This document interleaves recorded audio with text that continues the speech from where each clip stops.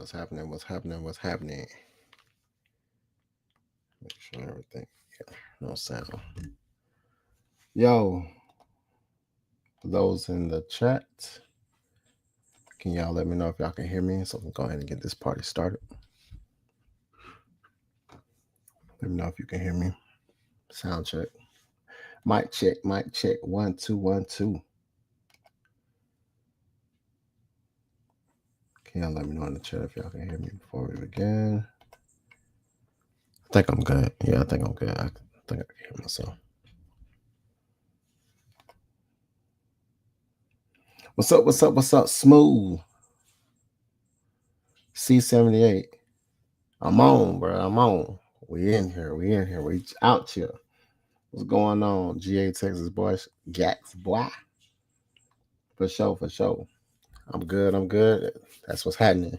So what we're gonna go ahead and do is, man, get this party started, man. I ain't really trying to hold y'all too long.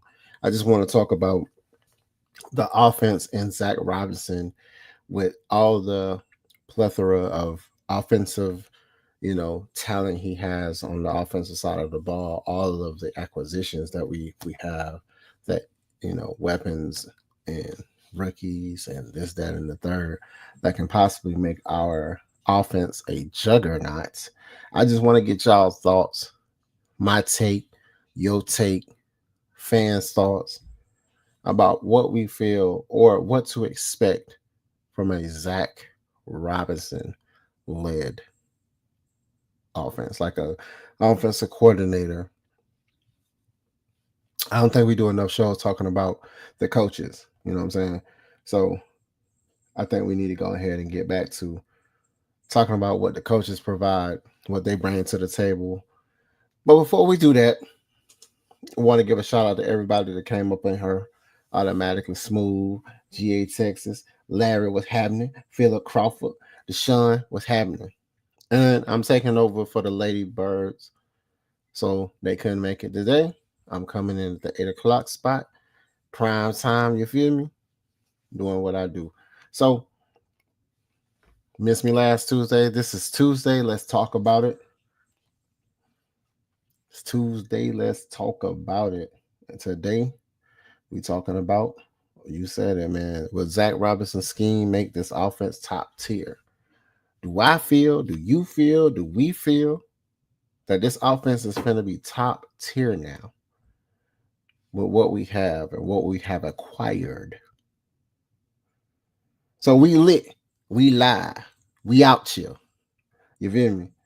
Hey, if you haven't followed the Lochness Podcast on the Lochness Podcast YouTube, that is my own individual page, the Lochness Podcast on YouTube. Please do so. Hit that notification bell, subscribe, leave a comment, share the content. Trying to grow my channel, my own personal channel, to 500 subs. At 250, I give away something that I got signed from a Falcons player. At 500, it's a possibility you can be trying to possibly getting a Jalen Walker jersey. I know some of y'all want that Jalen Walker jersey. At number 11, I'm looking for a James Pierce Jr. jersey. I even take a Kobe Bryant jersey. And that's not Kobe Bryant, RIP. That's Kobe Bryant, the defensive back. You feel me?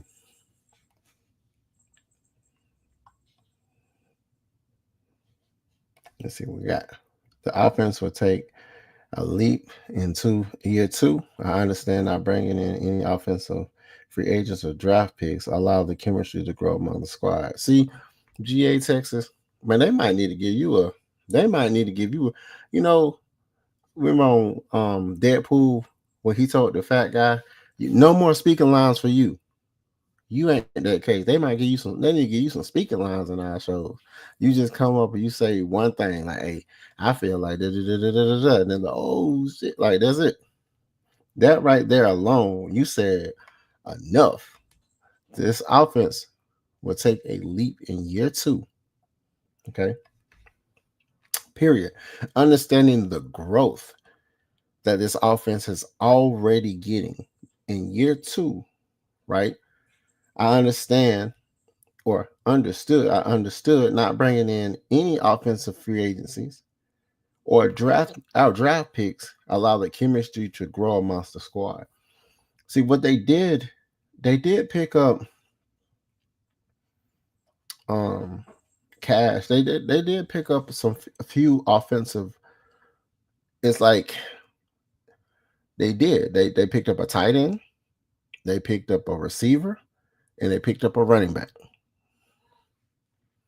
And every last one of those pieces or architect types of what we already have. Nash remind you of Drake London. Simon remind you of Kyle Pitts. I forgot the running back's name, but he's like a Bijan Robinson type. So, yeah. He said, "Me too. I want the JPJ jersey." Yeah, man. James Pierce Jr. Man, y'all, they already done signed him. They signed him to a whole rookie contract, fully guaranteed, $16 million. Let's talk about it. Let's talk about it. So, yeah. So let's talk about it. Like I said, I got the ticker at the bottom. Talking about will Zack Robinson be the one that leads this offense to be top tier? We talked about it last year about how the NFC South is considered one of the weakest, divisions. Regardless of that, regardless of if it's one of the weakest divisions, like just think about it like this: when Tom Brady was with Tampa Bay and they won the Super Bowl, nobody said anything about it's because he comes from a weak division, but he beat everybody. You know what I'm saying? He beat everybody that was in front of him. So, what we're really talking about. So I don't want to hit on weak division. These are professionals. I mean, I'm getting tired of Tampa Bay taking, they consider the top. I mean, when you think about it's Tampa Bay, us, Aints, and the Pampers. You know what I'm saying? So, yeah. But like I say, man, what's up, Liddy Committee, man? Like I said, I appreciate everybody for stopping by. So let's get into this. Let's get into this first take, though. Let me see what y'all talking about real quick. All right, Larry said, I think Penix showed the coaching staff and our offense he can take us there.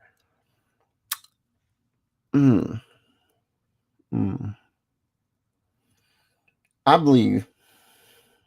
See, I'm gonna talk. See, that's one of my takes already. So we're gonna go ahead and go to that take.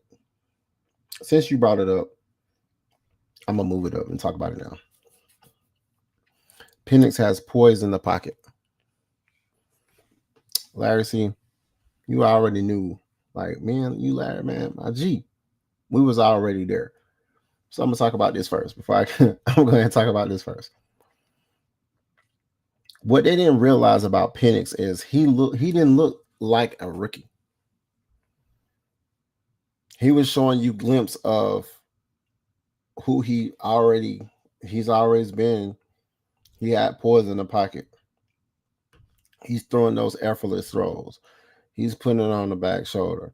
He kind of got sometimes, one thing about he's like a gunslinger. He's going to have to learn poise.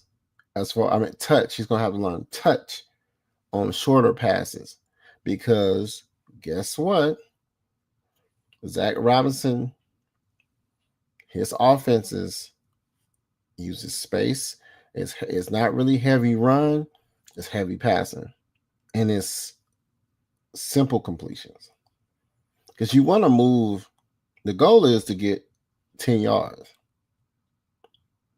People think the goal is to get a touchdown. If you get 10 yards 10 times, that's a touchdown. If you don't have to do it 10 times, if you're on the 20-yard line, 25-yard line, the goal is to get 10 yards, advance 10 yards to get a first down. And you have 4 more chances to get 10 more yards. So the goal is to get 10 yards. And you get enough 10 yards, it equals a touchdown. You feel me? You follow me? You follow me? Right. So our offense will be predicated on getting simple and being effective, if that makes sense. That's a Zack Robinson-led offense. Xavier put the red and black in the chat. You feel me? Scotty Robinson was popping. Have you seen Michael Penix Jr. throwing a beautiful deep spiral? He's really a takeoff in the year two. See, that's what people don't understand. When he was drafted, oh man, we got a legend in the building, y'all. This is shit. I'm finna bring him up. So before I continue, I'm gonna let my guy introduce himself and bring himself up here. Once I put him in here, we got a legend in the building. Let's go ahead and put it in here. Man, look, I ain't no legend, man. I'm just chilling. I just come on here. Got a legend in the building. He got the red hat. He got the red hat. I got the black hat, and we got the same sign. My God. Yeah, man. What's going on? Introduce yourself for him. For those who don't know who this legend is, go ahead and introduce yourself. Ladies and gentlemen, boys and girls, children of all ages, I go by the name of Knight Rider, the three-time Yo ATL Raps producer of the year, man. Y'all already know I had to come in and pop in on my homie, man. What going on with your brother? Oh man, same old man. Red and black. You already know what we're doing. Oh, you know it, man. You know it.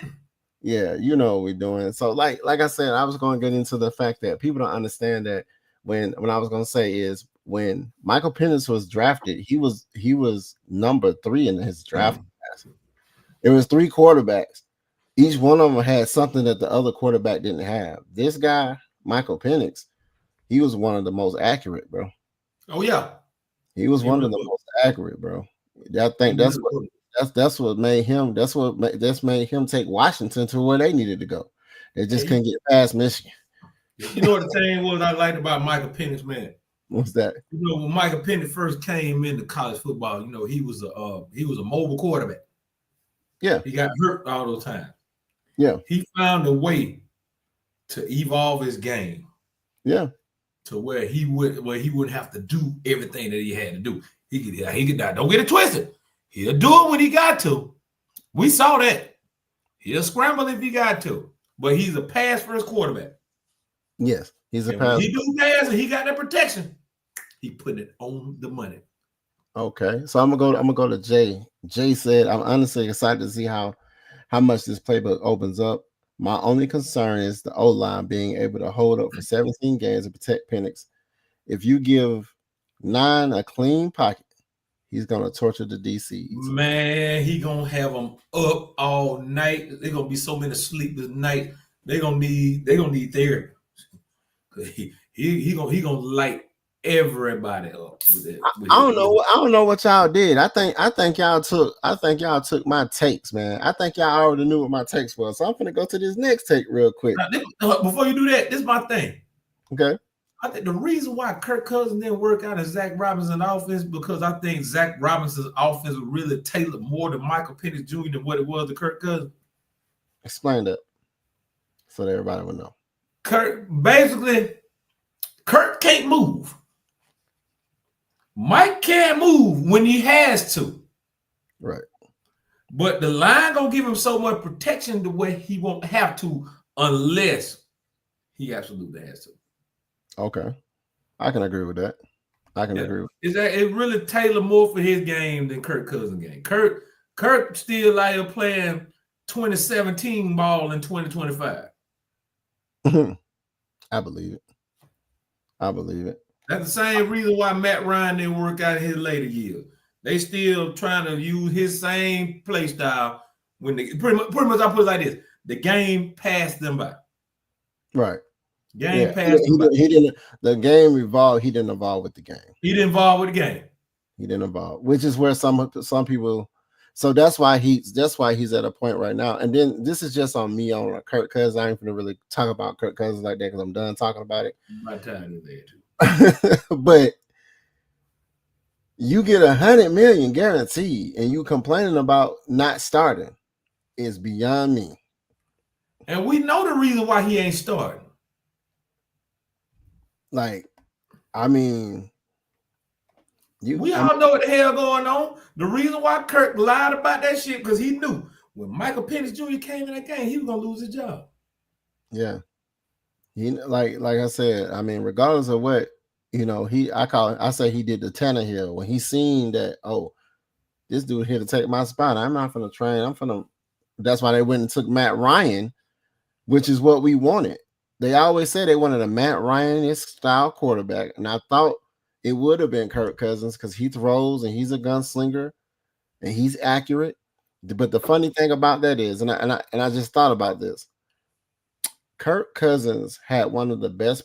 He's one of the best preparated QBs, time managers during his time. Mm-hmm. Matt Ryan was somebody that was a gun. Like he stayed healthy most of his career. We really didn't have no games. I think he missed probably 2 games with us. If I'm not mistaken. I think he missed most of the games his second year in the league. That 2009 season. Because remember he was battling that turf toe.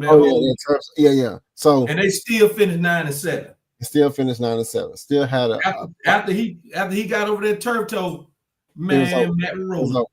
So the thing is, Matt Ryan, you take Matt Ryan and you take Kirk Cousins and you combine them into somebody that you would want to be playing. Like Michael Penix is that. Michael Penix is gonna be he's gonna be prepared. I seen the interview he did with CBS when he was talking about he's a film junkie. Like he likes to, he studies, he does his homework pretty much, and he passes by the eye test in his knowledge of the game and making DBs move, and he's looking a certain way. That just lets you know he's calibrated to be great, just because he's already doing the things that veteran quarterbacks do. I feel like he still need to learn I feel like most all rookie quarterbacks need to learn that touch, knowing how to not throw so much. Yeah.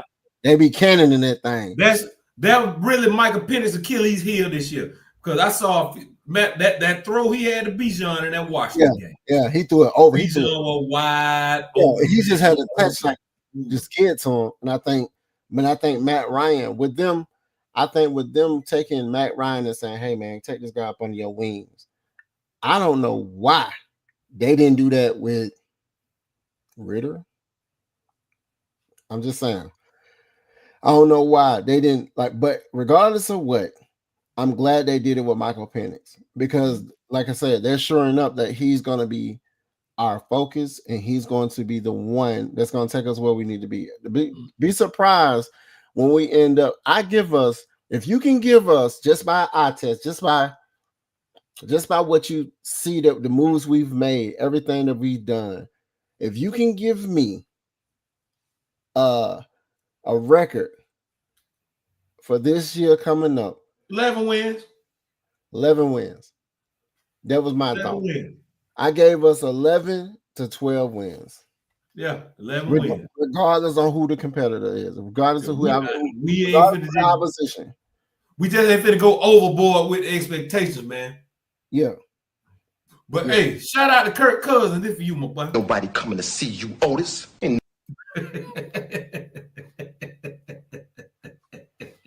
He's Scotty Robinson said he thinks Darnell Mooney is going to be the best number 2 in the league. Hey man, hey.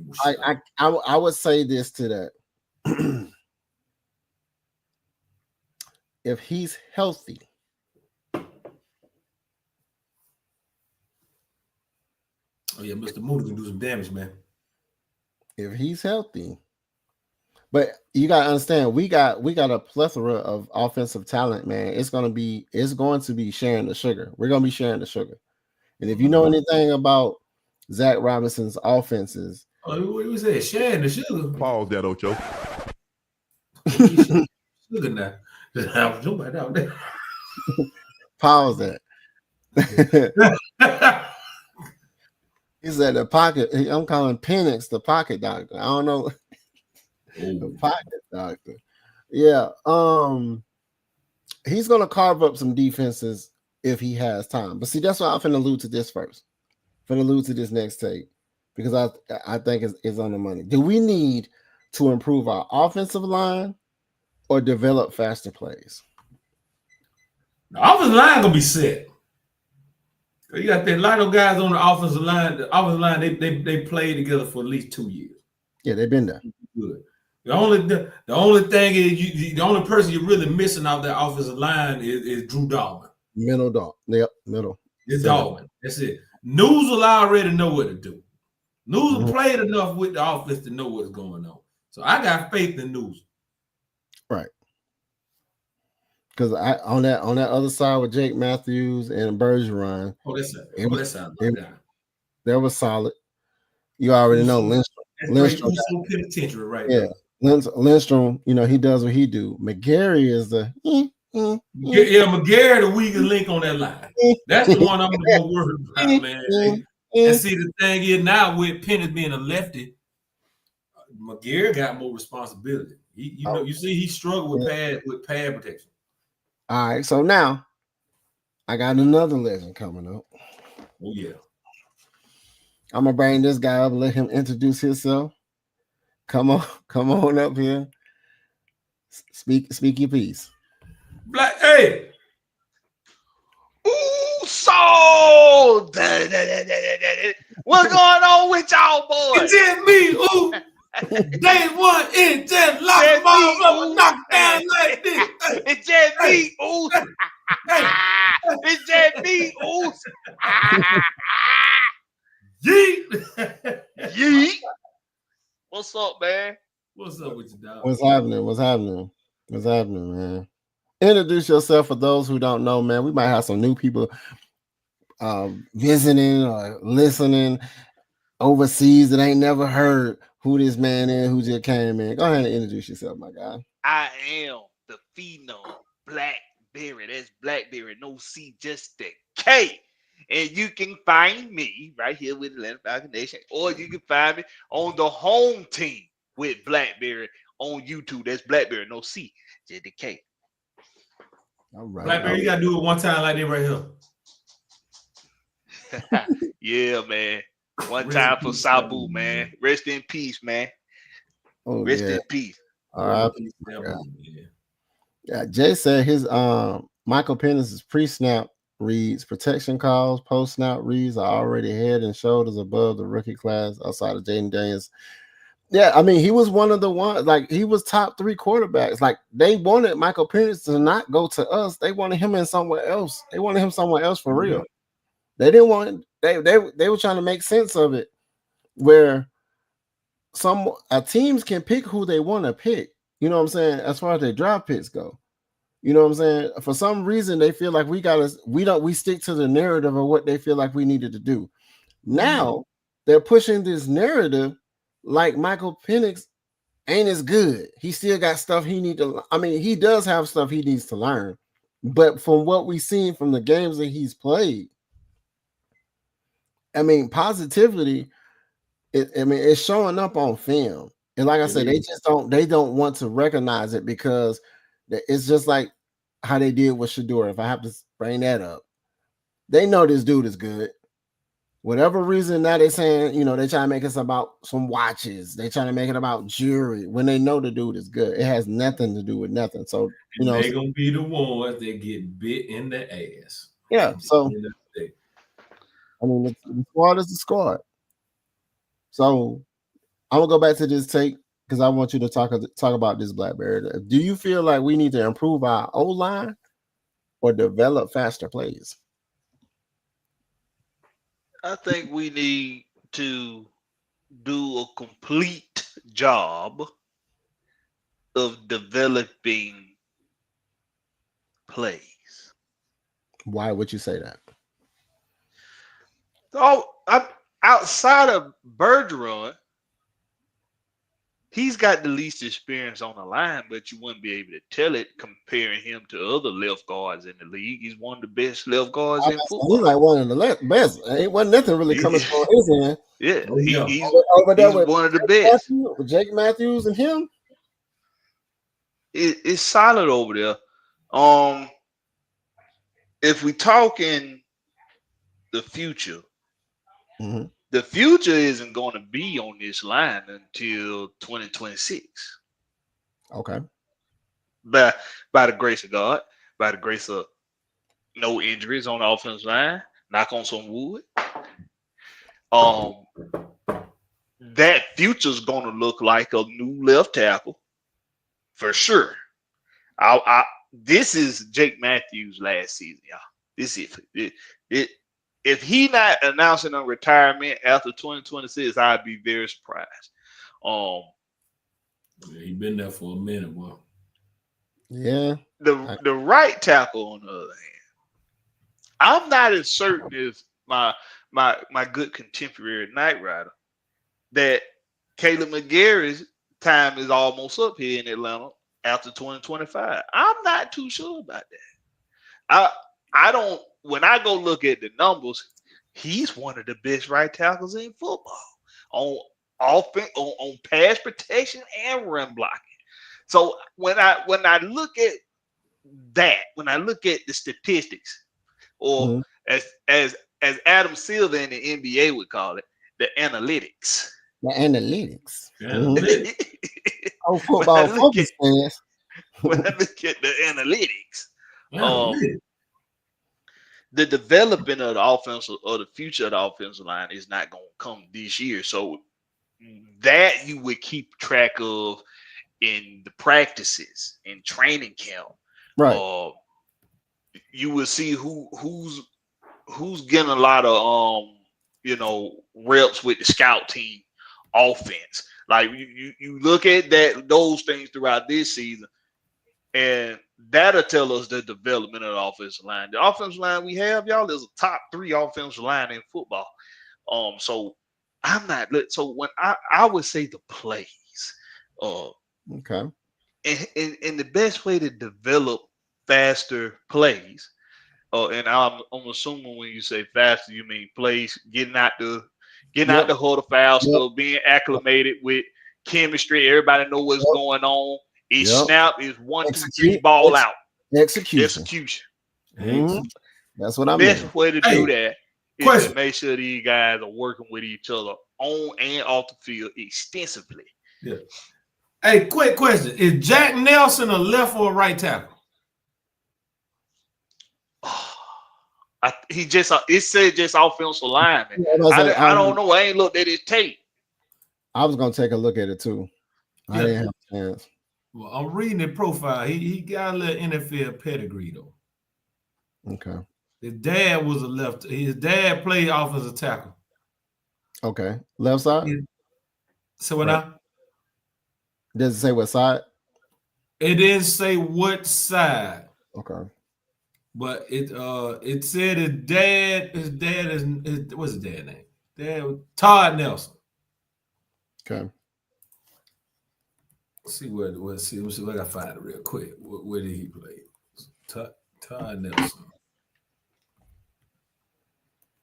He said that Sean Caldwell say when Penix say he put that hot sauce on his collard green. That you know he a good quarterback that bring that fire.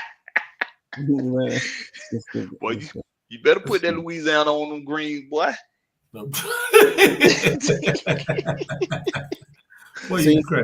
See, I want to say this too. Like GA Texas boy, Gax boy, said it like the plays did get faster once MPJ came out into the game, because the mindset is how we was getting ate up on our defense is they'll have a snap 1, 2, like he said in one of his interviews, he already knows who he's going to.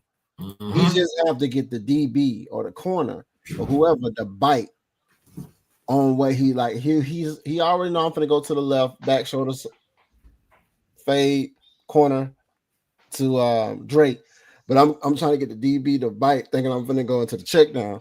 So understanding like when it comes to the faster plays, it's like I said, it's all about execution. Because when we had Ritter and Arthur Smith, execution was an issue. We wasn't. I mean, preparation period was an issue on that during that whole thing. Surprisingly, we kept the same 7 and 10, but it was execution. And I honestly believe that the locker room stopped buying into what old Bud was doing after a while. I honestly believe he lost the locker room without saying so much. Caswell, Deshaun said, "What's up, Blackberry? What's up with you today, Sean Caldwell? That's one of the OGs, man. He one of my usual suspects over there on the channel. On the channel, huh? He's on that channel. The Raiders and the Saints won at Penix. The Saints, they don't know what they want to do. They don't know what the hell they want to do. They building a team. I mean, thankfully, everybody in our division is looking like we're the only team that look like a complete team. And we talked about this many times before this time. This is how we're building a team. I can see it in Juan's voice. We're building a team. Yep. This is what it looked like. They double down on edge. People got a problem with that, but they don't understand we got a linebacker that can play edge and an edge that can play linebacker. Man, everybody mad about what the Falcons doing. Who cares what they think? And Brother had a very underrated season. He did. They didn't give him enough love. They didn't give Syracuse enough love. They would think, I'm like, if you notice that nobody come off on that side, the blind side of the quarterback. Nobody thinks about Syracuse football, period. Oh, yeah, not really. Only thing people know about Syracuse is the fact that they play in the Carrier Dome. That's all they care about. That's all they know. That, Marvin Harrison and Donovan McNabb. That's it. I remember in school when we was in high school, y'all, and all us was in high school at the same time. Hold on. When everybody graduated, though? I graduated 06. Where you was at, Ty? What time? What year? What year you graduated? 2. Oh, you came out 02? Oh, see, Blackberry was a freshman when I came in. I'm the whippersnapper here. You the whippersnapper? I was a year behind. I was a year behind Top Man. I was 03. So yeah, go ahead. What you saying now? No, but when we was in school, man, Syracuse was looked at as one of those schools that if you was a ball player, if you make it to at least Syracuse, then you feel like you accomplished something. It was one of them schools. Yeah. Oh yeah, shit, man. When you think about Syracuse, you know the main people. Well, of course, you know Syracuse really was more of a basketball school. Yeah, it's a basketball school. Of course, you had Jim Boeheim was one of the best coaches in basketball. You had Carmelo Anthony came through.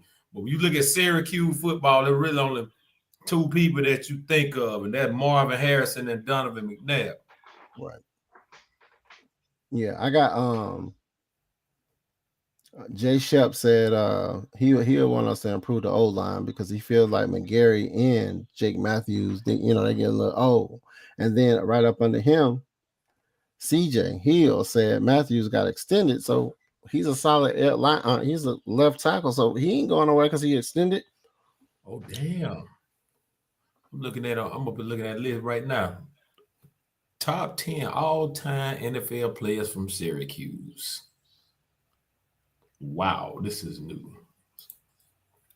So yeah, Rob Burnett played defensive end for the Ravens from back in he came in 1990. He played for the Ravens from 96 to 01. Dwight Freeney went to Syracuse. Didn't know that. Oh, wow. Donovan McNabb, of course. Marvin Harrison. I knew that one. Floyd Little. He old school.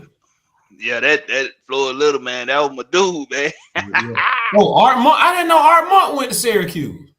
Oh, wow. I didn't either. Art Monk, okay. Art Monk, from the Redskins back in the day. It's a reason why Syracuse had a reputation for being Larry Zonka. If you make it there, they got plenty of folk that came out of Syracuse. Larry Zonka. Okay. So the question, another take I got is, what is a weakness on the offensive side of the ball that we need? Center. So we don't know we don't know what we're gonna get out of Newsel as a starter. Okay. He came in and filled in and did good, but we don't know what he gonna look like as a starter for the whole season. Okay. What you got, Blackberry? Yeah, I forgot about Jim Brown, man. Yeah, Jim Brown did go serious. Oh, damn, I didn't even know that. Yeah, if I had to say a weakness on offense, I would say at the center position with Knight Rider, because it is a question mark there. Even though we have a sample size from Newsel, he did start 10 games. So we got a sample size of Newsel, and he protected fairly well in the run and the block. He could be better in run blocking. But Drew Dalton just brought that dog mentality in the run blocking like Chris Lindstrom and Caleb McGarry does. and Matthew Bergeron does. So Newsel, I mean, he's been around this group for quite some time now, and I mean the chemistry between these fellas should be fine. But it should help him a great deal along the way. But that is the weakest point on the offense. Okay. So I'll say this then. Why is, if we already have almost like a good, solid, galvanized offensive line, why is it in people's mindset that we need to go shore up our offensive line? Because they don't like Atlanta. We all know that shit. No, it ain't even just that. It's like it's some people that that said it. That's always that's a representative the Falcons. So I want to know find something wrong with us. No, the line is gonna be good. The line is gonna be all right. I think with News of Start, we had one of the top lines in the league, regardless. The line's gonna be all right. And like somebody said in the chat, I didn't know it, but we were 6-2 according to Southside. We was who said that? Jerome said that. The line is gonna be. I believe it too. I believe it. Like I said, we was good on the line. It was just like Kirk Cousins was just throwing it to the other team. He was kind of colorblind. Exactly. He was just throwing to the other team. After a while, he just started throwing to the other team. Kirk was shot. You said shot. Kirk Cousins was shot like a 1937 Ford, boy. He was shot. Yeah. They said Cody? They said Nelson played all 4 positions in college. He played he was just everywhere. Well, he didn't play all 4 in college, but he could play all 4. I think they did move him around in his beginning years of college, but as far as in game go, I think he played mostly left tackle. Okay. But the thing is, though, when it comes to they wanted us to shore up the offensive line. Listen, y'all, it's never a bad idea to be developing the next in line on the offensive line. That's never a bad idea, especially when it comes to Falcon history, because we haven't done this in the recent memory, but we tend to get rid of offensive linemen in the past that we shouldn't get rid of, like Harvey Dahl. Can't nobody tell me why the hell Harvey Dahl didn't retire damn Falcon. So, it's just all about what they go from here, man, with the development process. I think we straight. I think we got a hell of a scout team offensive line right now. Yeah, I believe that's a tackle for Nelson. Yeah. So my thing is, as far as one of the weaknesses we have, or a weakness that we have on the offensive side, and it ain't just about the linemen, it's just period. I feel like I honestly feel like we got more rotational players on the defense than we do on offense. And then the health is a concern.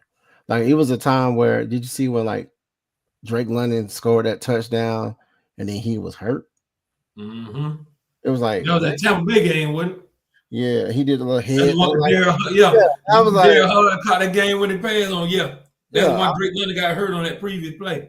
Yeah, so I was just like, I think one of our Achilles is going to be people staying healthy and not doing too much, keeping it simple, because that's one of the things that Zack Robinson's offensive scheme is to keep it very simple completions, giving up space, like a lot of misdirections to shore up space. I was looking at a lot of his stuff he did with the Rams to try to get a real good, like the Rams was a solid team, so they already had a complete offense. So I looked at what they did, looked at a couple of films. They come out that McVay tree. Yeah, so they did a lot of motion. They'll see what they got in zone, and then they'll create space for the simple completion. Damn, I just thought about something, boy. McVay tree, day tree, we free. 5. Oh, he said he's doing a campaign right now. Like a gone home. Yeah, Lakers went home at 5. He said Lakers in 5. God. Then when they went home in 5. I ain't gonna say Michael, what's up, man? LA Rams, what's up, dog? What's happening, Michael? Henny. Hey, when it come down to breaking down on Jack Nelson, we need a guy to go to the command center with Coach, man. Oh yeah. He said so. This like what I was talking about Penix. He said the media only down on Penix because we picked him. If he were anywhere else, as you know, saying nothing. They do that all the time. They said the same thing about Matt Ryan as soon as he went to Indianapolis. Oh man, they got him. Like he's a surefire. Like they always talk good about somebody. Watch what they say about Grady here. Watch what they say about this person over here. It's like they never. Oh, one other thing. Since I want to bring this up. I want to bring this up real quick. I wasn't gonna bring it up, but we're gonna bring it up. How do y'all feel? Is this good or bad? Kyle Pitts will be the focus, and Zack Robinson is verbally saying it. What do you think that's good? No, he'll be the focus in the media, but he also gonna probably be a focus for Michael Penix too, because Michael Penix went to bat for him. Why would you? Because you got to understand, Zack Robinson, his offenses don't really use a tight end like that. Yeah, but the fact that Michael Penix went to bat for him and he wants to really get him involved in his offense, it says something. Well, I mean, we don't know how he uses tight ends really. He never really he wasn't the play caller in LA. He wasn't. Should the LA even have a good tight end? Higbee. He was straight. Had Tyler Higbee. Tyler, I forgot about Tyler. He like top 10. Like I want to say top 10. Yeah. Higbee is damn good. Most of the teams in the league right now have a receiving tight end that's capable of doing damage in the receiving game. Mm-hmm. It's just about the question is who are they focused? Will he be focused? I mean, it's not a bad thing to focus on Kyle Pitts. It's just when it comes down to Kyle Pitts and okay, so he gotta want it. He gotta want it. He gotta want it. He give up on plays sometimes. He gotta want it. Well, he gave up on plays and got caught giving up on play. That's the damn difference, y'all. Is that his quarterback caught him red-handed, giving up in the middle of a route. But how do we know that? Because the ball went sailing past him, or the ball went sailing over his head. He turned his head, ball already done went past. We lucky it didn't, but it went picked off. That's how we know he got caught red-handed. That's how we know he lost some trust in his quarterback. Regardless what you want to say about Kirk Cousins, regardless of all the shit that Kirk Cousins got going on, he lost trust with Kyle Pitts because of that. But Kyle Pitts I think that Kirk Cousins did play with T.J. Hockenson. And Hockenson is very serviceable even still. So Kyle Pitts is capable of getting the job done. I got that play, that Washington game. I got that damn play on fourth down. That shit on replay. That shit on replay in my head all the time. I relive that moment all the time.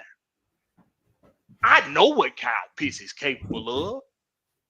That play right there showed what Kyle Pitts is capable of. It showed what he's capable of. It showed what Michael Penix capable of. It showed what the offensive line capable of, giving him a pocket he can step into to deliver that throw. Mm-hmm. Everything we needed to see potential-wise was on that play. One specific play. On that one specific play. Everything potential-wise is in that play. It's on replay in my head constantly. So I know what he's capable of. I don't when people want to jump to his defense, it's more so because it's like the people wanting to take up for somebody that they feel like being bullied. He ain't being bullied. He deserves all the criticism he gets.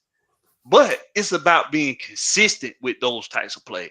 You want to know why you want to know why he can have the same numbers as Darren Waller did or Tyler Higbee or Travis Kelce or George Kittle, and people would still mention them before Kyle Pitts? It's because they consistently made those types of plays that he made in that Washington game. Right. It ain't just about the stat sheet, what you see on the stat sheet. It ain't just about being the clear out guy. It's when I need to go to you, can I go to you and you make a play? Right. Drake London has shown to be able to do that. That's why you could pretty much bank it. Drake London has solidified his spot in Atlanta. He's going to get extended after 2025. Oh, yeah. It's going to happen. Well, they did the 5-year option. They picked up his 5-year option, right? Mm-hmm. So he done solidified his spot in Atlanta because he's shown that he gonna make big plays for you when you need a big play made. Oh, yeah. So as long as Kyle Pitts can do that on a consistent basis, it ain't got nothing to do with people not liking him. It ain't got nothing to do with people thinking he was lazy in routes. If he can do that, what he did in Washington, the play that's on repeat in my head every day, if he can do that on a consistent basis, he'll wash away any negative criticism he done got over the years. Hey, for the record, when WrestleMania come to Atlanta, I just want to see Kyle Pitts chokeslam the Miz one time. Just say. You don't got there. Boy. Listen, Yeah. Hey, but I think Kyle Pitts gonna have a season this year, man. I really do. That one throw showed me he got the potential. We just got to put it all together. I think when he would have that breakout season, he had Matt Ryan thrown to him. Yeah. Oh yeah, it's easy. Shit, you go from Matt Ryan, you go from Matt Ryan to Desmond Ritter, to Taylor Heineke, Marcus Mariota, Kirk Cousins. Mm-hmm. You basically went from sugar to shit. Mm-hmm. You went from sugar to shit. I'm just So- saying. I mean, that's a good point, Southside. But my thing is, man, everybody can be right about Kyle Pitts, and I think that's the problem that some people got, that they don't want anybody else to be right about what they've been saying about him. But if you turn on the tape, man, you don't miss it. You don't miss it. Anybody that done ran, Knight Rider done had to study that route tree. Like it was, tell them, Knight Rider, they make you study that goddamn route tree like you studying for the damn SAT. I mean, they make you do that. I didn't study that route tree. I was a pass rusher. I just did see quarterback, get quarterback. I thought you was a receiver, some bit. Look, when I played flag football as a receiver. I only knew two routes. There was that 9 route and that post corner. And I was just fast. You got to know the route tree. But you got to know that. Now, when I got older, I started running quick slants. But you got to, man. You have to you still got to do your part, and that's the part about it that escape a lot of folks. Just because Kirk Cousins throwing the ball to the other team, or he not throwing it to you and you wide open, that don't mean don't do your job the whole time entirely. And ain't nobody oblivious to the other people taking off on routes. Duh, it happens. Just you don't get caught doing it.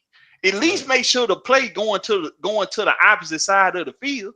But if you target it and get caught slipping, what you expect to happen?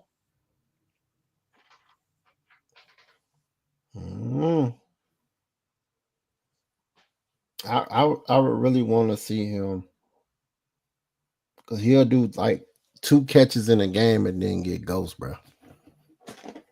I used to sit down in the Mercedes-Benz Stadium like, damn, where my boy at? Then at one time he was sitting on the sideline. He wasn't hurt.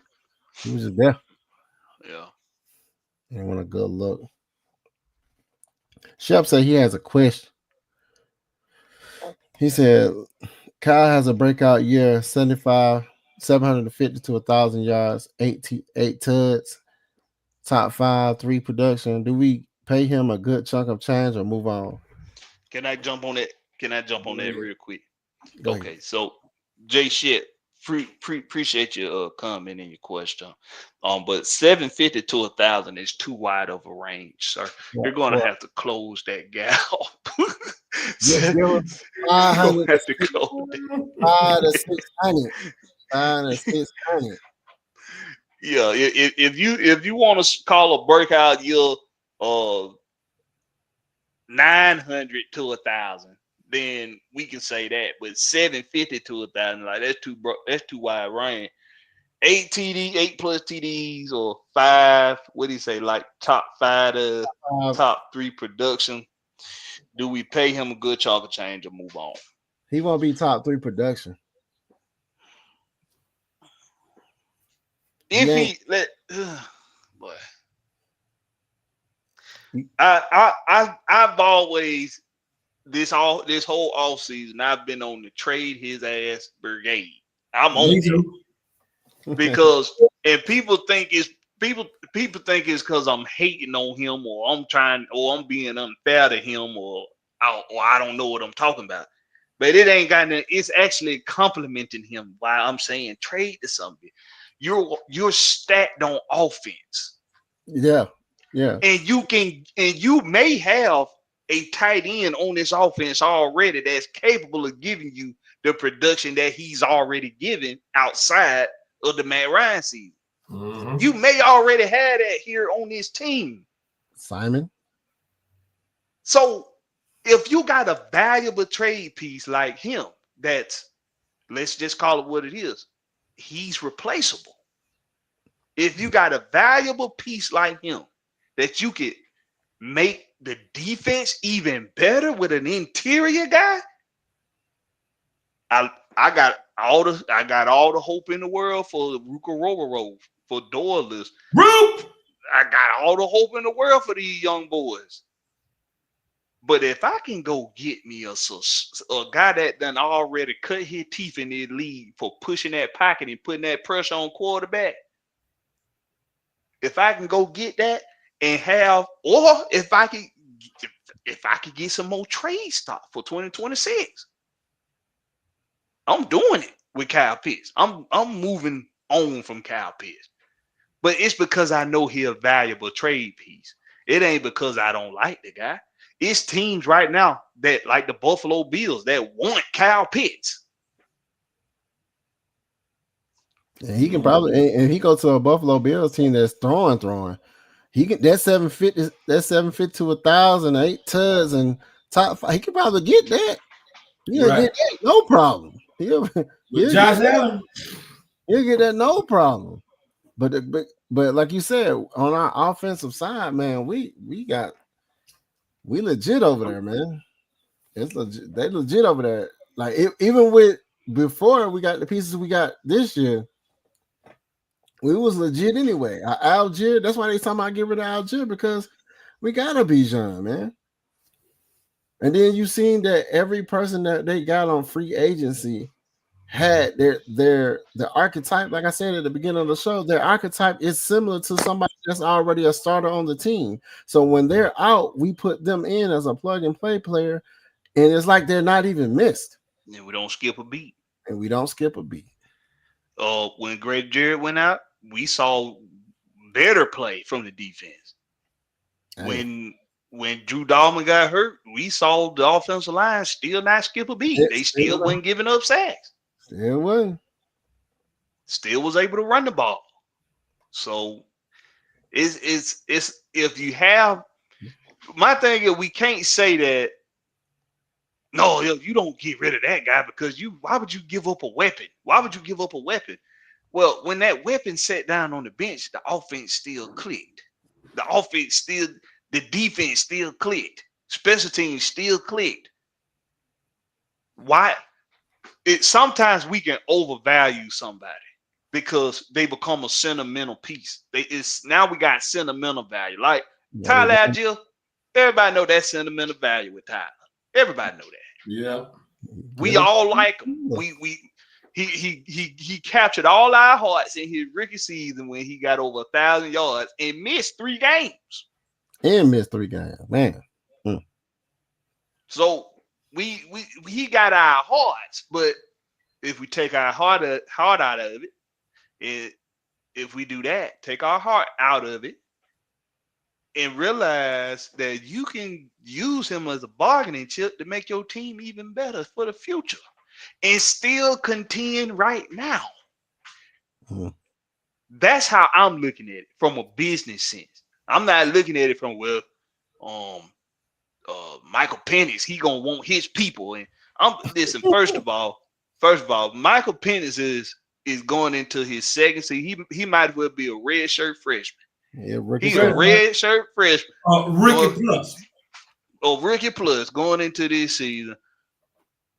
It's something you got to do for guys like him, because before that Washington game, he proved that he's got a lot of growing up to do. Oh yeah. When he was so arrogant with those questions about the pressure of the game, and Washington quickly in the first half of that game reminded him, boy, you on a whole nother level, boy. This is not college. You got to kind of reel them in. If you let them think they got that power, yeah, you get to have who you want. Oh yeah, you got a name? Yeah, we gonna make sure you got him in.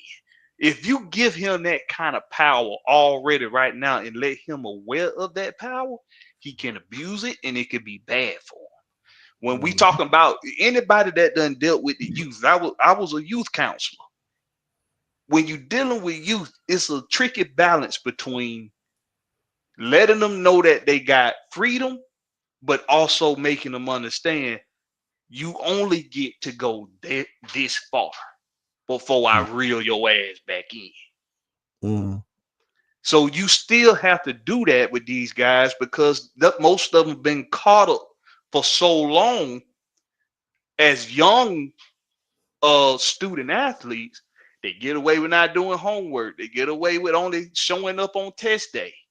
They get away with stuff like this because of who they are. So they still kids coming into a man's game. I say that all the time. You cannot let a young fella like him think he got that kind of power where he get to choose who he play with. The best thing for him in his career is for him to get used to change. Right. If he can get used to change now, he'll be used to change later. And he won't skip a beat. It's why Tom Brady was so successful. It's why Matt Ryan was so successful. Look how many different pieces Matt Ryan had interchanging in and out of here. Right. If you don't let him think he got that power. Now that's just my opinion, and I think that's something that works. But we gonna see what the Falcons do though.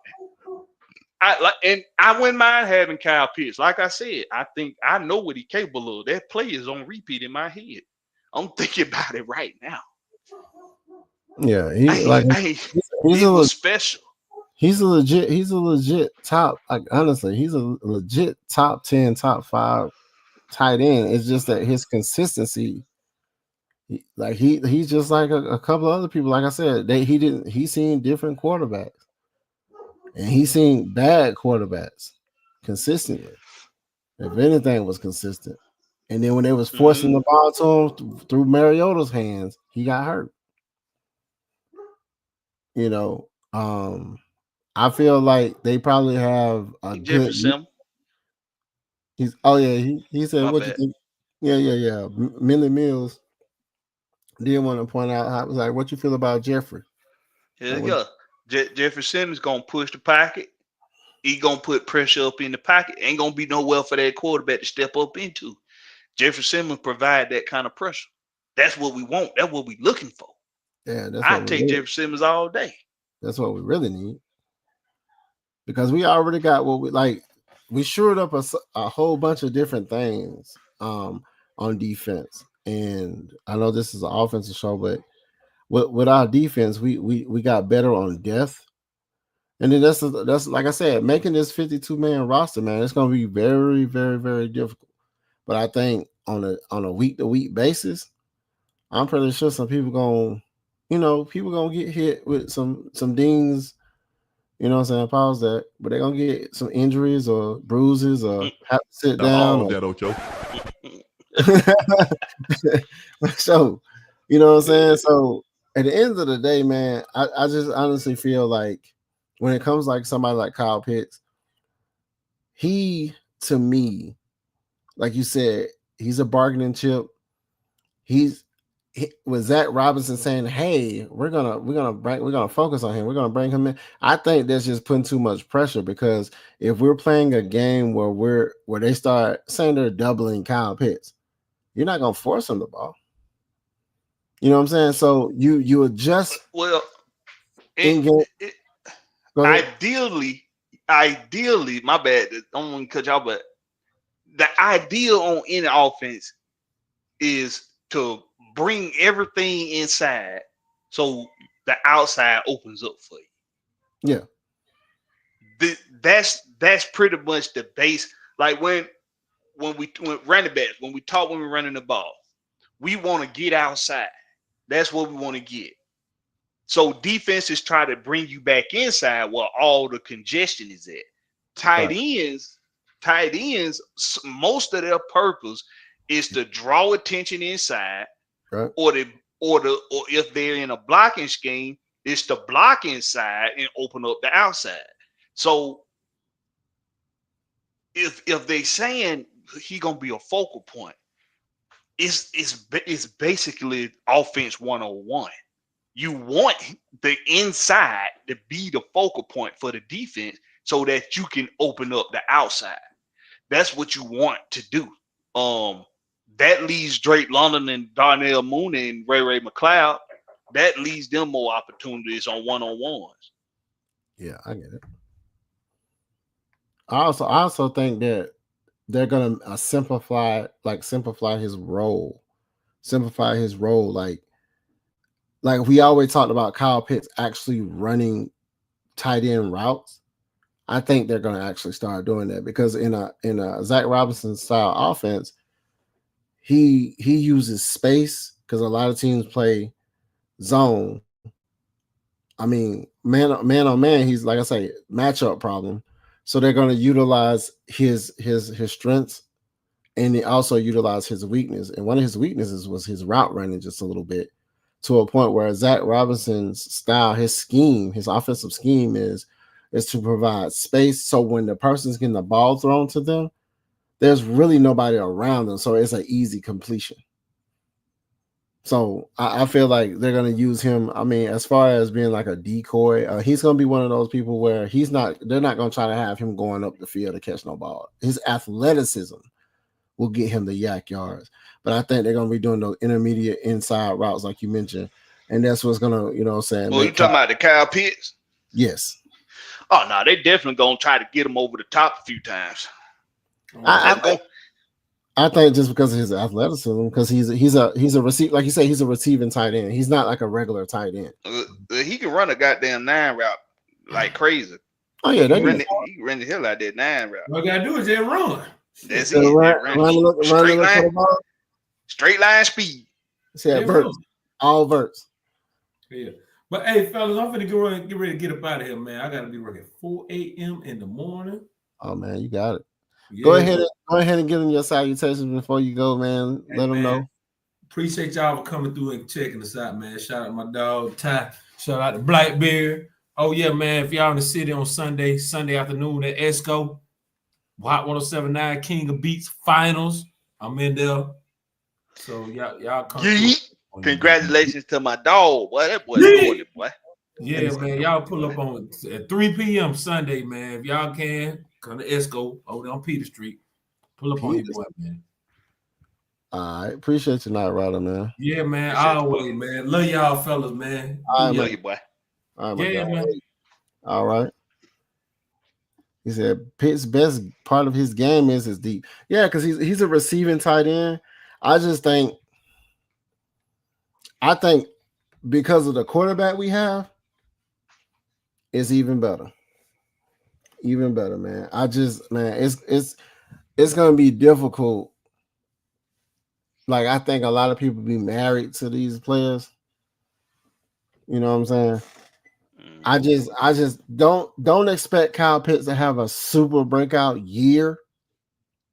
I think is he going to be utilized? Because a lot of people feel like he's underutilized. He's going to be utilized, but I feel like I said, we sharing the sugar, bro. There's so many options on this offense, bro. It's almost like everybody gonna have to play.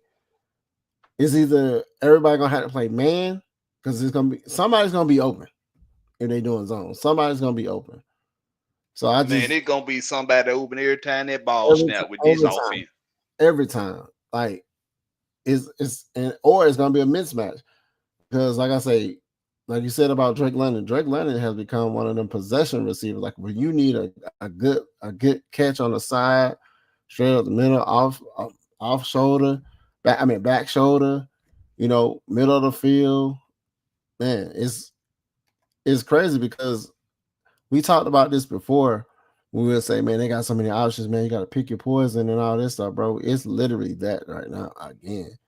Mm-hmm. It's just that I think where we lack that is our coaching the personnel that we have. Now we have coaches that's, we're going to see if they're going to, to tell it to tape.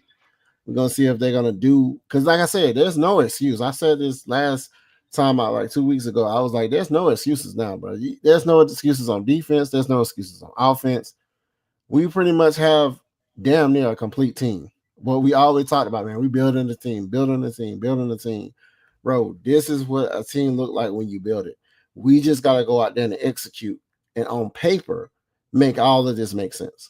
That's why I feel like. That part you just said about this is what a team look like when you building it. Yeah. That whole part right there.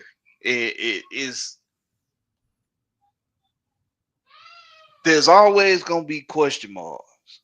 Yeah. Always going to be question marks. Hold on, man. Hold on. Hold on. I'll be right back. Yes, sir. Red and back, Crystal Lewis, Hadney, Lady Bird. But yeah, I go to another take since my boy Blackberry. Like I say, Zack's scheme aren't, like I said, they aren't run heavy. They're not meant to be run heavy offensive schemes. Like I said, we're going to be a passing offense that can run. I said it before, y'all hear me saying it again. We're going to be a passing offense that can run. Which is also good. It's not saying it's bad. It's just his play designs and everything I've seen in the study. He runs the off-ball motions to try to see if there's a person that's going to follow the person in motion. When you do that, that lets you know that, okay, if the person doesn't get followed, they're playing zone.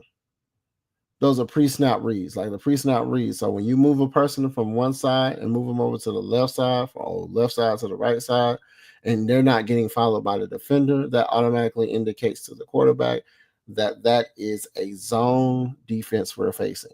So then you'll make your pre-snap, adjustment audibles, and then you will have, whoever going to get the ball, you're going to have somebody clear out of space, and you're going to have somebody do a button hook, like a hook or a curve near the middle or on the south spot of the defense of that zone, so we can get the easy completions for sure. Facts, if anybody is always somebody open, but Pitts is the key to it all. He has to be respectable threat. Yeah, no. He is a threat. Like most of the time when we didn't have anybody, they were double teaming him because we didn't have nobody else. So now we got somebody like a Drake London. Now they put some respect on his name. Now they put some respect on Mooney. You know what I'm saying? So, and then you think about it, like I said, you bring in one of the young guys, give them an opportunity, and their archetype is just like a starter. Like I said, Simon comes in if Kyle Pitts needs to rest. Just saying Simon gets a spot. Simon comes in, he's a matchup nightmare. Who does that remind you of? Kyle Pitts, a matchup nightmare. Nick Nash. Nick Nash is not a burner. He's a big, possessive style wide receiver. Who does that remind you of? Drake London. That short 5'11, I think he's 5'10, 5'11, 202-pound running back we got. Who that remind you of? Bijan Robinson. Exactly. So I don't know if I should buy season tickets. You don't know. I'm gonna tell you why you should buy season tickets. I'm a season ticket holder. I'm gonna tell you why you should buy season tickets. Because you love the team and you support the team, win, lose, or draw. Don't let it dictate. Don't let I'm only come to a game if we winning. You know what I'm saying? If you support the logo, the red and black, regardless if they winning or not, bro, you in there. You in there. Represent. Period. If you look at statistics, when pitch is used right, we have 70 yards or better, we lose. One game that we was considered the referees didn't make that call in the red. Yeah, man. You know they choke slamming this man. Yeah. They know that he's a threat. We just have to utilize him. And I think he's not going to be a focus. He's just going to be used better because we have other threats on this. We have other threats on our offensive side that will make those one-on-one matchups. They can't double team Pitts and have Ray open. They can't double team or play man on Ray and have Pitts open. Then we got London. You know what I'm saying? We got Bijan.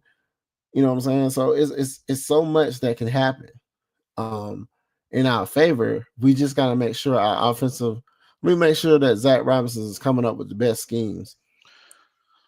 Yeah, and his scheming along with execution. In the second year of these guys, I asked that question going into this offseason. Do we run it back with the offense we currently have? Yeah. Because it's you talking about a first team out. If you wasn't gonna punish Zack Robinson for the offensive woes, which of course we knew that wasn't gonna happen because he ain't the one turning the damn ball over. He ain't the one that didn't make the call to set the some bitch down. So we knew Zack Robinson wasn't gonna catch the fall for the offense's lack of success. But he take the fall for a phone call that his son did. But go ahead, go ahead. Yeah, we got you one way. Well, that was Uber. That wasn't Zack Robinson. That was Uber. I was just flying over Uber. Yeah, he's silly too, man. I don't know what. Go ahead. Yeah. But I mean, this. Yeah, what I was saying. Shit. I lost what I was saying. You saying how Zack Robinson he didn't take no fault. Yeah. Bad calls, and Kirk Cousins throwing it to the other team. Yeah. So if you wasn't gonna punish him and fault him for that, then I would think that you would run it back with the current offense. Right. Everybody used to one another. Everybody knows each other's tendencies. Everybody know the receivers. They gonna better understand where Penix gonna put the ball at. He gonna better understand where they gonna be at in routes. He gonna understand how they like to get off on the snap. All these things, man, come into play when we talking about the chemistry and camaraderie with a personnel group. So it made sense to me to just run it back with the current offense. Right. Most of them were still under contract anyway. Just run it back and see if they can give you that edge by being on point, having that chemistry with one another. See if that get them enough of an edge to be able to close out games in 2-minute drills and run the clock out and be able to get a score to win games. That's the other side of the coin that we've been looking for on this team. If the defense get a stop, can the offense score? If the offense score, can the defense get a stop? Right. That's the other side of the coin. The talent is there. The coaching, people overcomplicate coaching. Sometimes it ain't as damn, it ain't rocket science. It ain't as complicated as you think it is. Does it have a lot of weight? Yes. Is there a lot of depth in coaching? Absolutely. But it doesn't have to be overcomplicated. It don't have to be so complicated to where you scratching your head on whether or not to call a damn timeout in a 2-minute drill. Yeah, I know. That's overthinking shit. Some things you do. Some things you do what's necessary instead of doing what your brain trying to trick you into doing.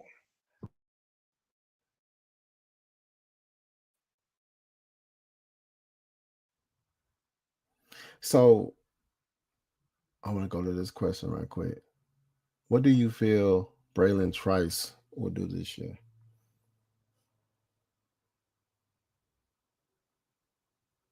You got Blackberry? I think. Yeah, I'm here. Okay. What you think Braylon Trice will do? Because he was our edge rusher that we did get. And it was surprising that people were like, "Hey, the Falcons they haven't got an edge rusher in a minute." I'm like, bro, we drafted Braylon Trice. Was he not an edge rusher? Yeah, he was. And he was like one of those ones that was going out. He's known for getting to the quarterback. So yes, he was. So that's what I'm saying. Like, you think about what we have on this team, bro. It's the opportunities to flip the field.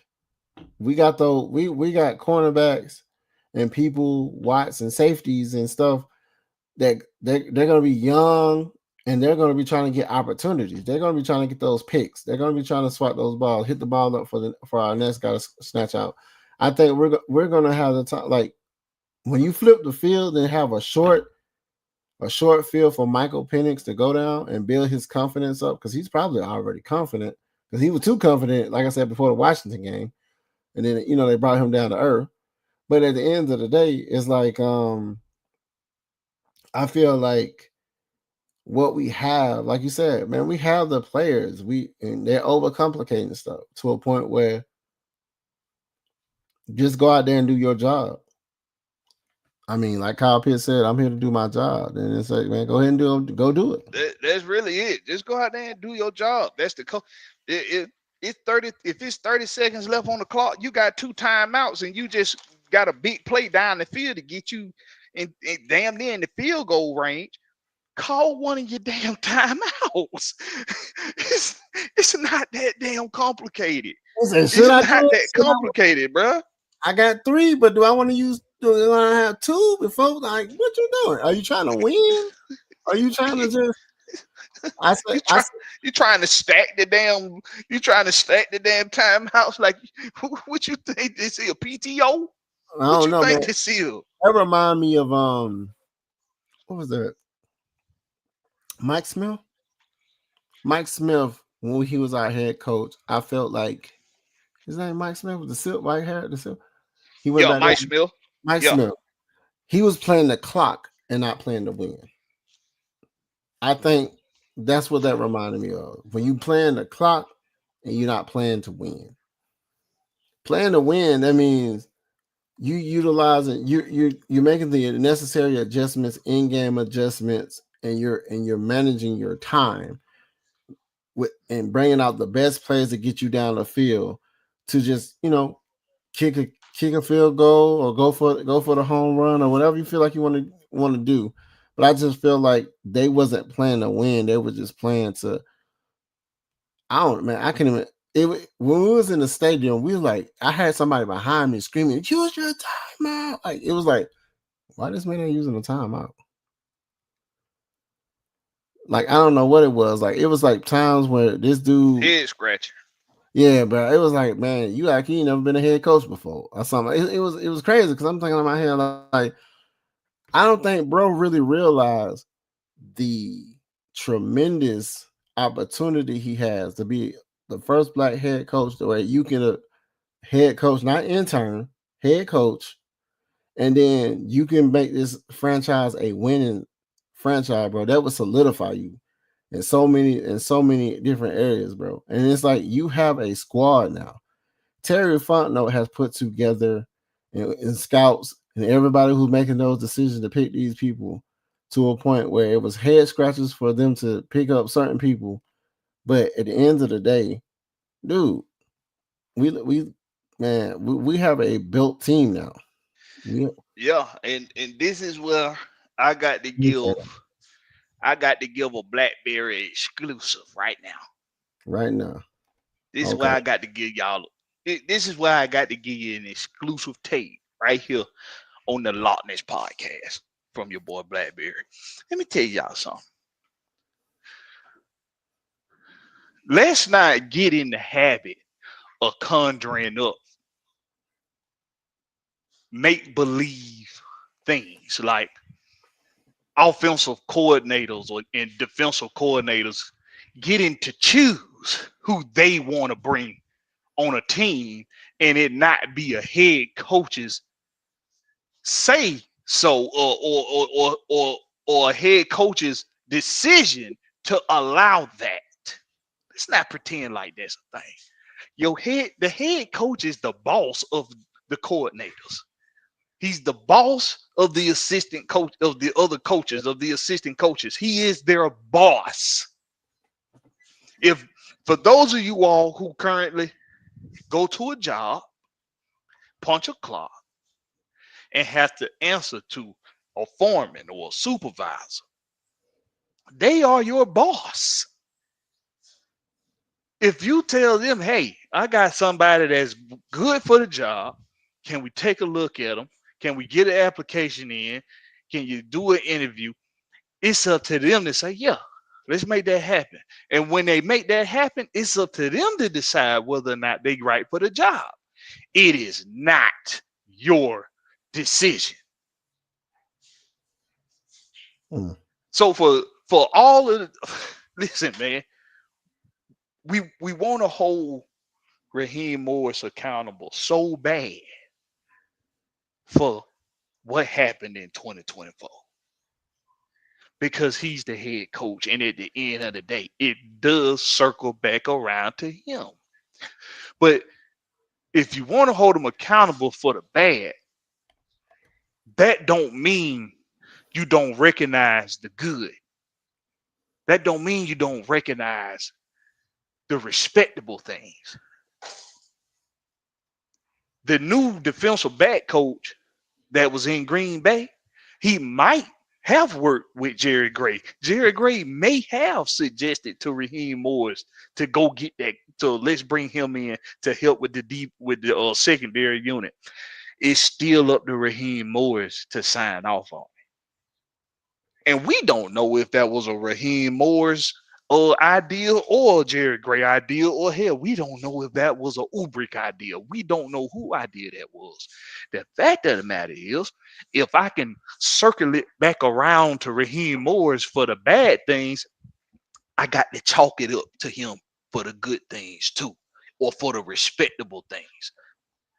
Right. Because at the end of the day, he is the head coach. Ain't in no world the damn prisoners run the damn asylum. Ain't in no world the damn students run the damn school. That don't happen in no world. Not one. In all the multiverses of the Spider-Verse. Right. That don't happen. I will not walk into this house and ask my child, do you want to go to school tomorrow? If not, you let me know. And I will make sure you don't go to school tomorrow. Absolutely not. You will be going to school, my boy. And in no world where that's a thing. So I don't know why this narrative keep being drawn to shit on Raheem Morris for the bad stuff. Ignore him for the good stuff. He is still the head coach. He is still the one that makes the decisions. He is still the one that get a final say so when it comes to personnel on the field and in the staffing. That's his say so. That's his imprint. Whether you like it or not, it is. And so if the ideal is, well, he gonna get out the way and let the coordinators do their job. Well, he doing the same goddamn thing he did last season in 2024. He's delegating tasks and allowing those people to do their job until he got to step in. I don't ignore the things that I know.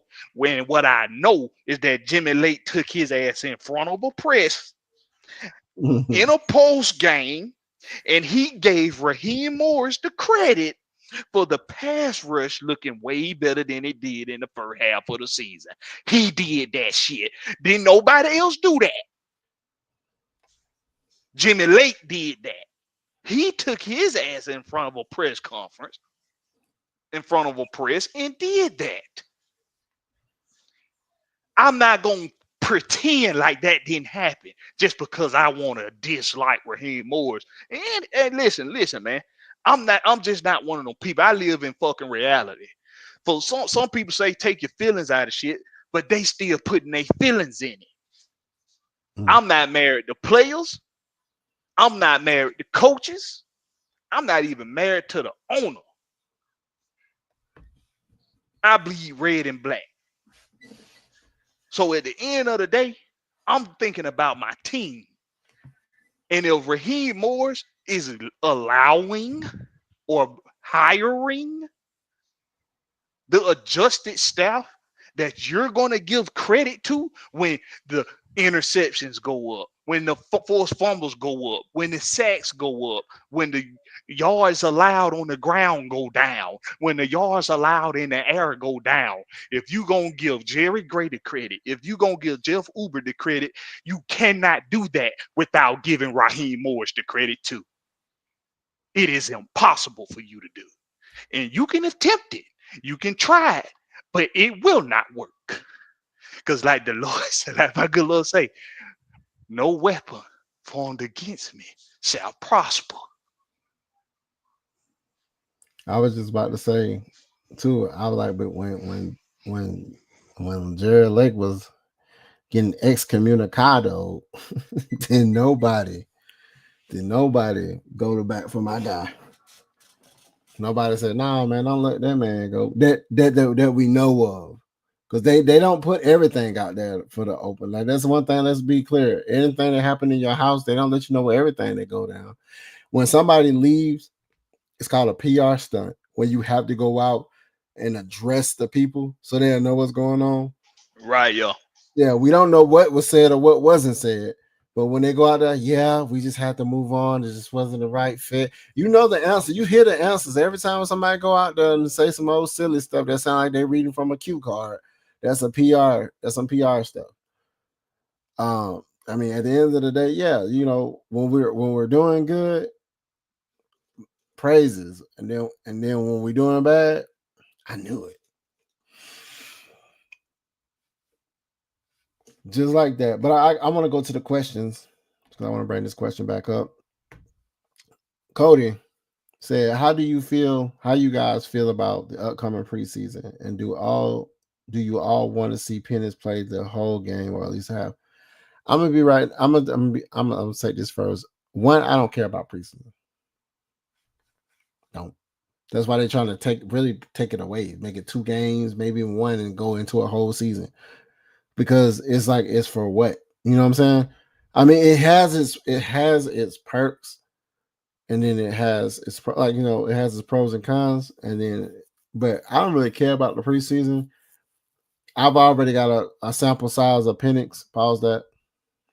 Completely pause that. From Penix play on the field when he was playing his 4 games he played. Yeah. So I'm already convinced about Penix and what he can do as a QB1.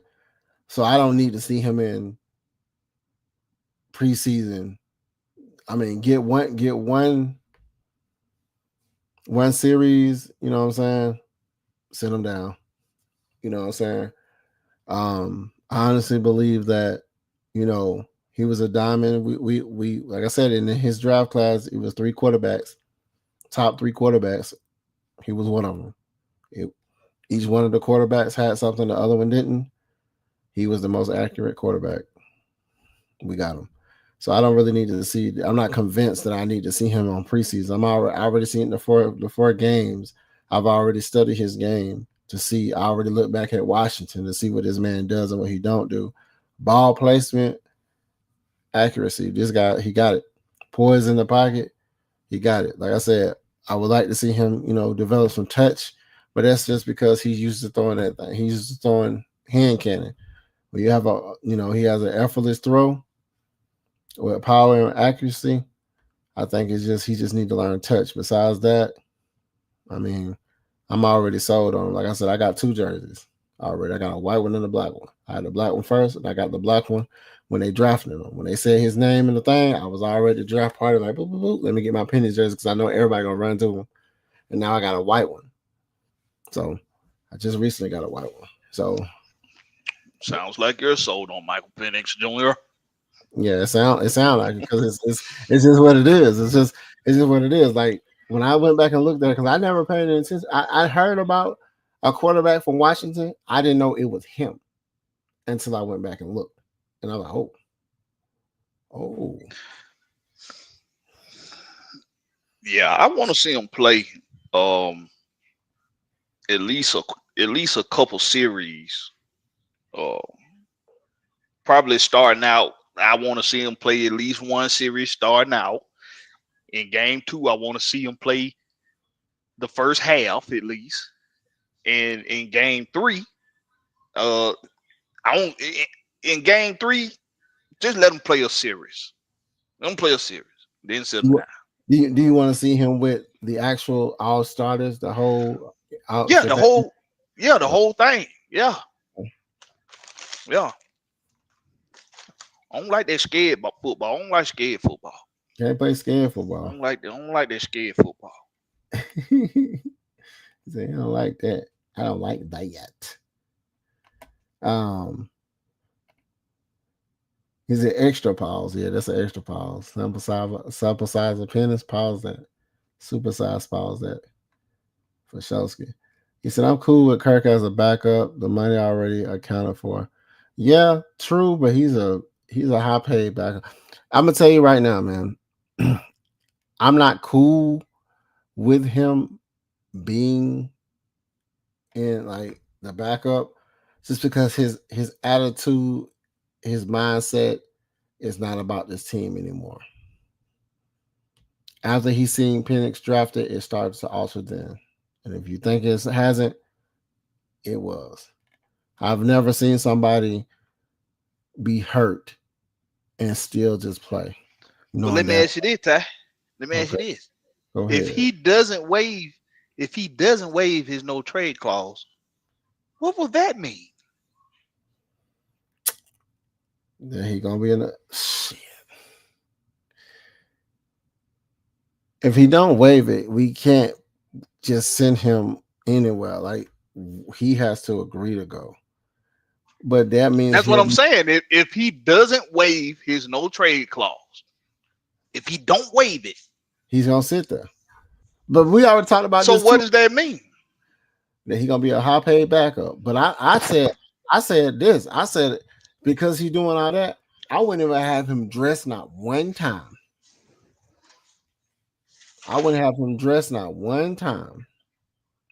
And why is that?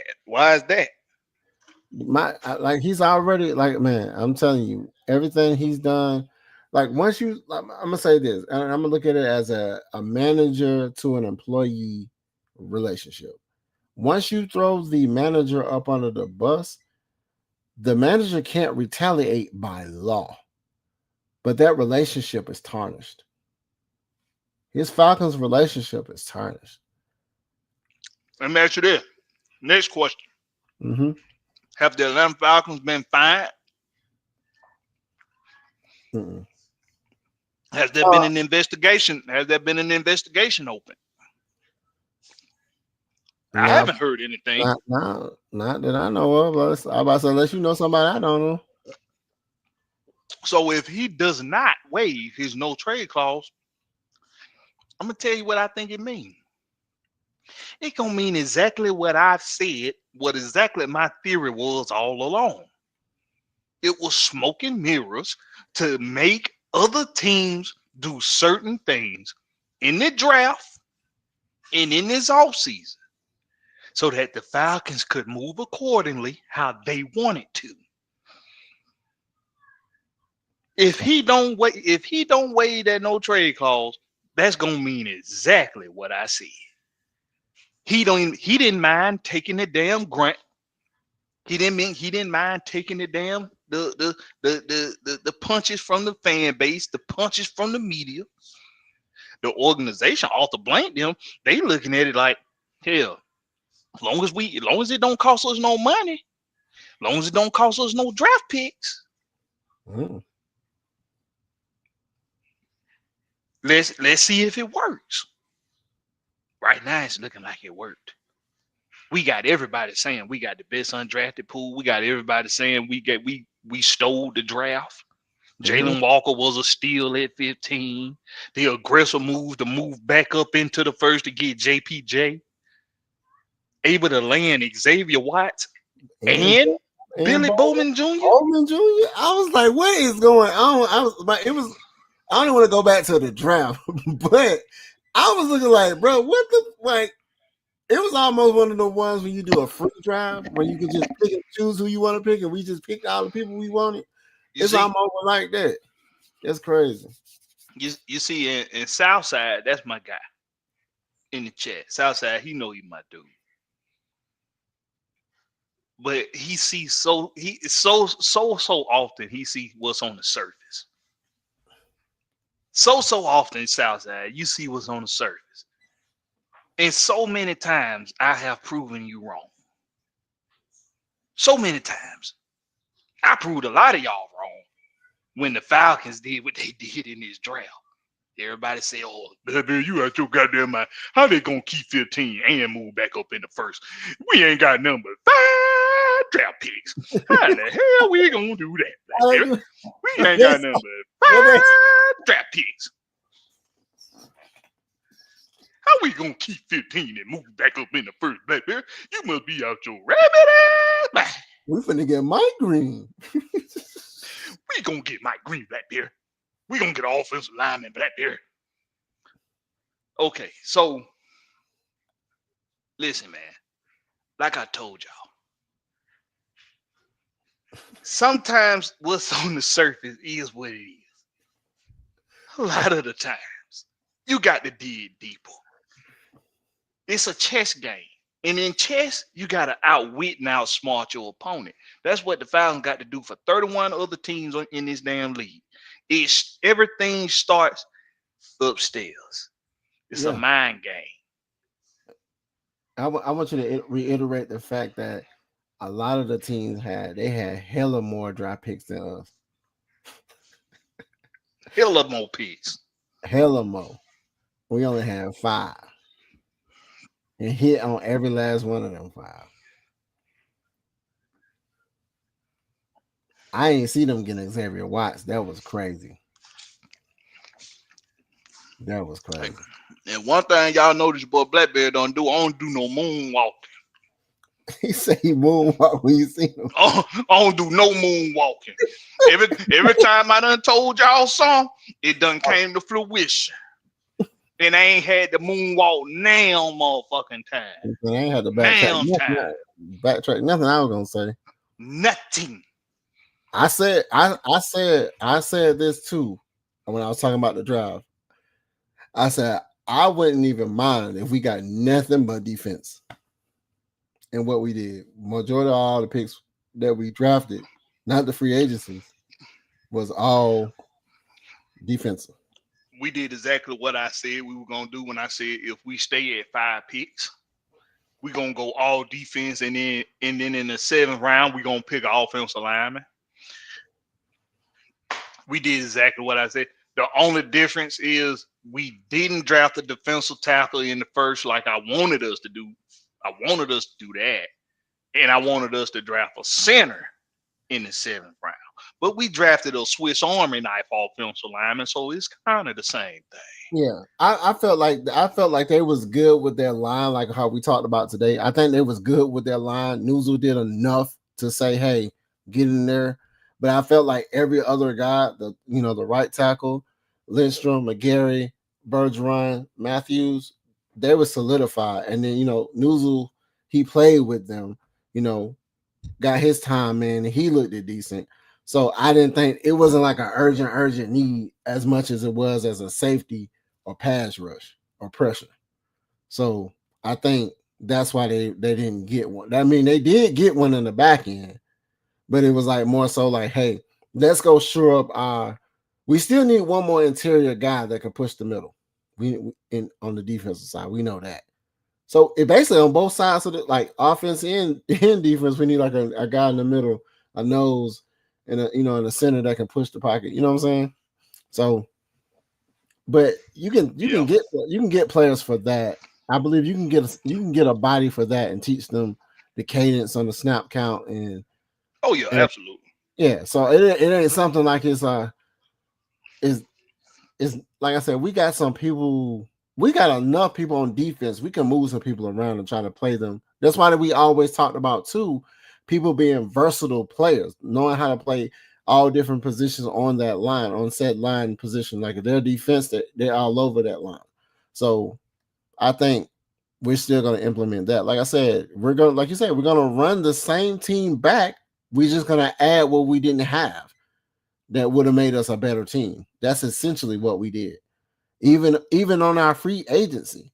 That's why people don't understand either. We were shoring up defensive talent on the free agency side of complementary players that can help develop these young players. Like I said, man, this is how you build a team, bro. Like I don't know how else to say it, but we have a sustainable product that can go for years.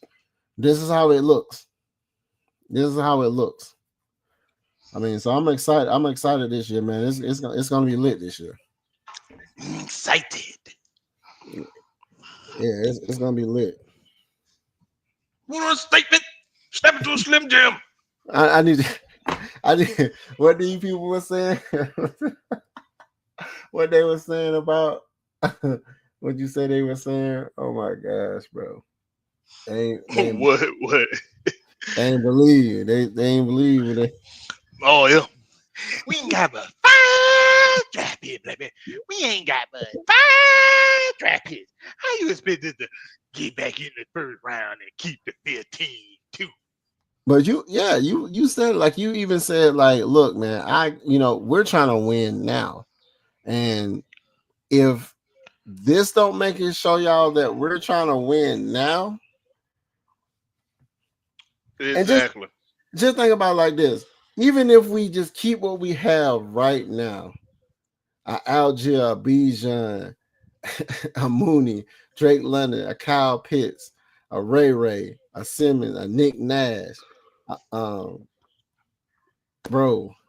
And then I don't know that little running back name. Like I said, and we got Carlos Washington. We got that boy out of Michigan State. That boy out of Michigan State is a dog. That's what I'm saying. I'm like, bro, y'all don't get it, bro. This team is a problem.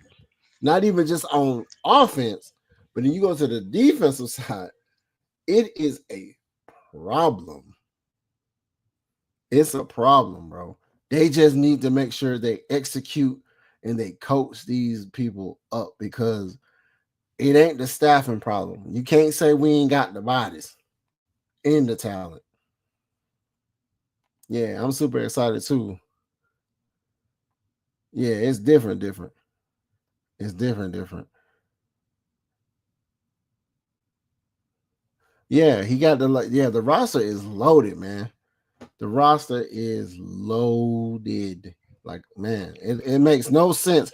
Like, I don't want to hear none of the fans getting upset how we winning. That baffled me when they was complaining how we're winning.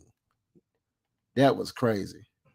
or complain about somebody getting almost 700 some yard receiving in the slot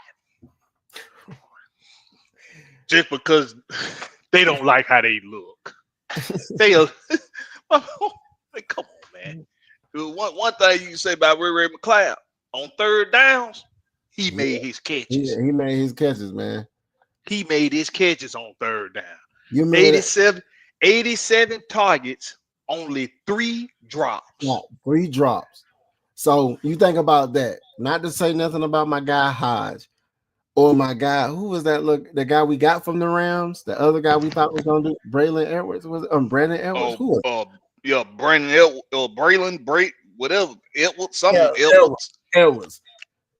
When we had, only thing dude had to do was catch the ball, and it would have been a first down. We could continue down the field, and it hit him, and it just followed his hands.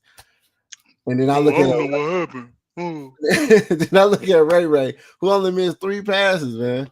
3 passes, and people talk about Mooney. But like I said, man, y'all need to get Ray his flowers, man. Get that man his flowers, bro.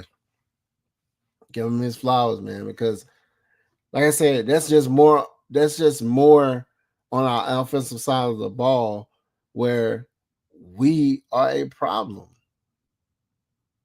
Yeah, we are a problem, man. Like, seriously. Yeah, that's great production. 1,200, almost 1,000. Okay. That's their production from last year. Nah, no, it's not. Oh yeah, it is.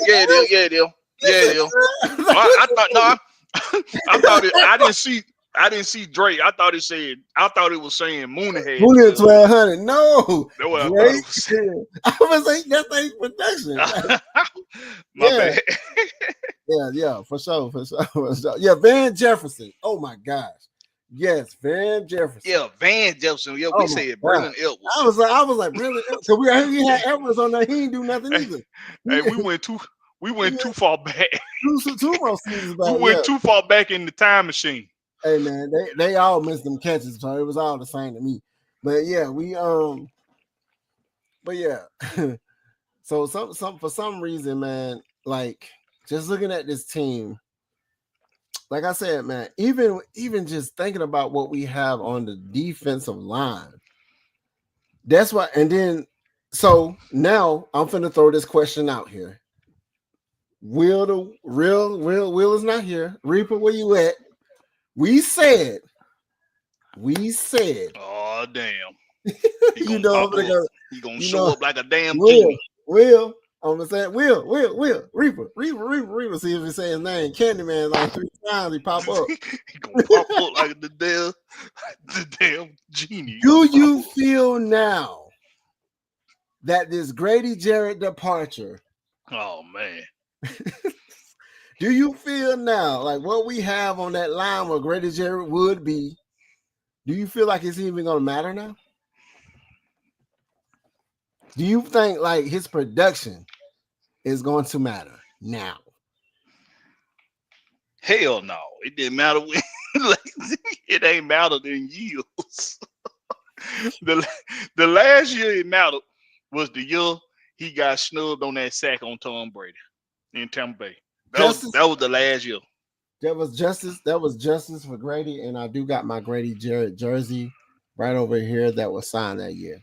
I wanted him to put justice for Grady on it, but all the people in the team store was like, "Yeah, hurry up, you talking to him?" I'm like, man, this man just seeing my brother, man. My little brother they won a state thing, and they went to go see them, man. I'm trying to have a conversation with the dude, like, you know what I'm saying? People get upset because a lot of people, when I go to places to get stuff signed, they be trying to figure out who that man is.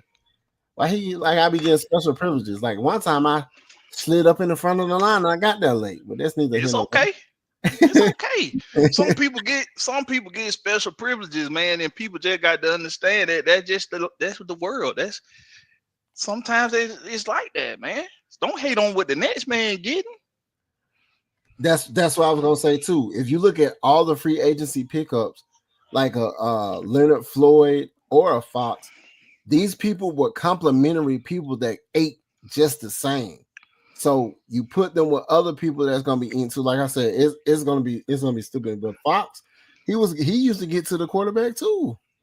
They ate even better. They ate even better than Grady did. Yeah. So at the end of the day, man, I just honestly feel like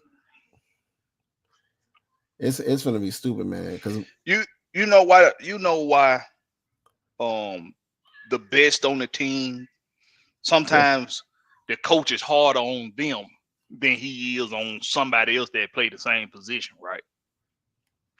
It's like what we was talking about with Kirby Smart with Carson Beck, the way he treat Carson Beck compared to the way he used to treat Stetson Bennett.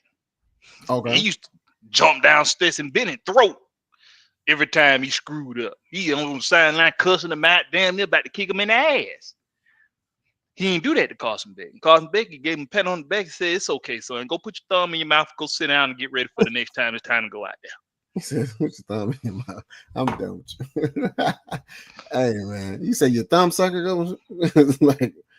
I mean, at the end, go ahead. It's because when they know what you're capable of, and when they hold you to a higher standard, when you're expected to do more, you have to do more. Otherwise, you'll be judged accordingly. You'll be criticized accordingly. Grady Jarrett, well, he take on the double teams. Y'all need to get off his back. He took on them double teams. That's what Big Willa say right now. If he was in here right now, he'll say, "Man, Grady Jarrett took on them double teams." Yeah, well, Big Will knows because he played the game. He knows that a coach gonna say, "Well, that means he need to win that double team." Right. He need to win it because he's Grady Jarrett. He's expected to win that double team. Exactly. You never seen them say Aaron Donald didn't get past that double team. Exactly. He did. All of the greats got double team. All of them. Reggie White, they all got it. Lawrence Taylor, they all, everybody, they double team. They were looking for him. They still got through. No disrespect to Grady, but like I said, if we can get your production by committee, hey man, we in there. I'm gonna be real with you, bro. This Grady Jarrett stuff, it's already an afterthought. After this draft, it's an afterthought, man. Not saying for me, just a period. Do you hear them even still talking about this Grady Jarrett stuff? It's an afterthought. Because like I said, we be married to these employees. I mean, these players. And because at first people are like, man, what we going? Y'all just took Grady? Y'all crazy? What you doing? But then when you look at what we just did, it's like, oh shit, like okay, man. I need y'all to give. Whoever was making these decisions, Terry Fontenot and Raheem, man, they did this one, bro. And yeah, it was a collective effort.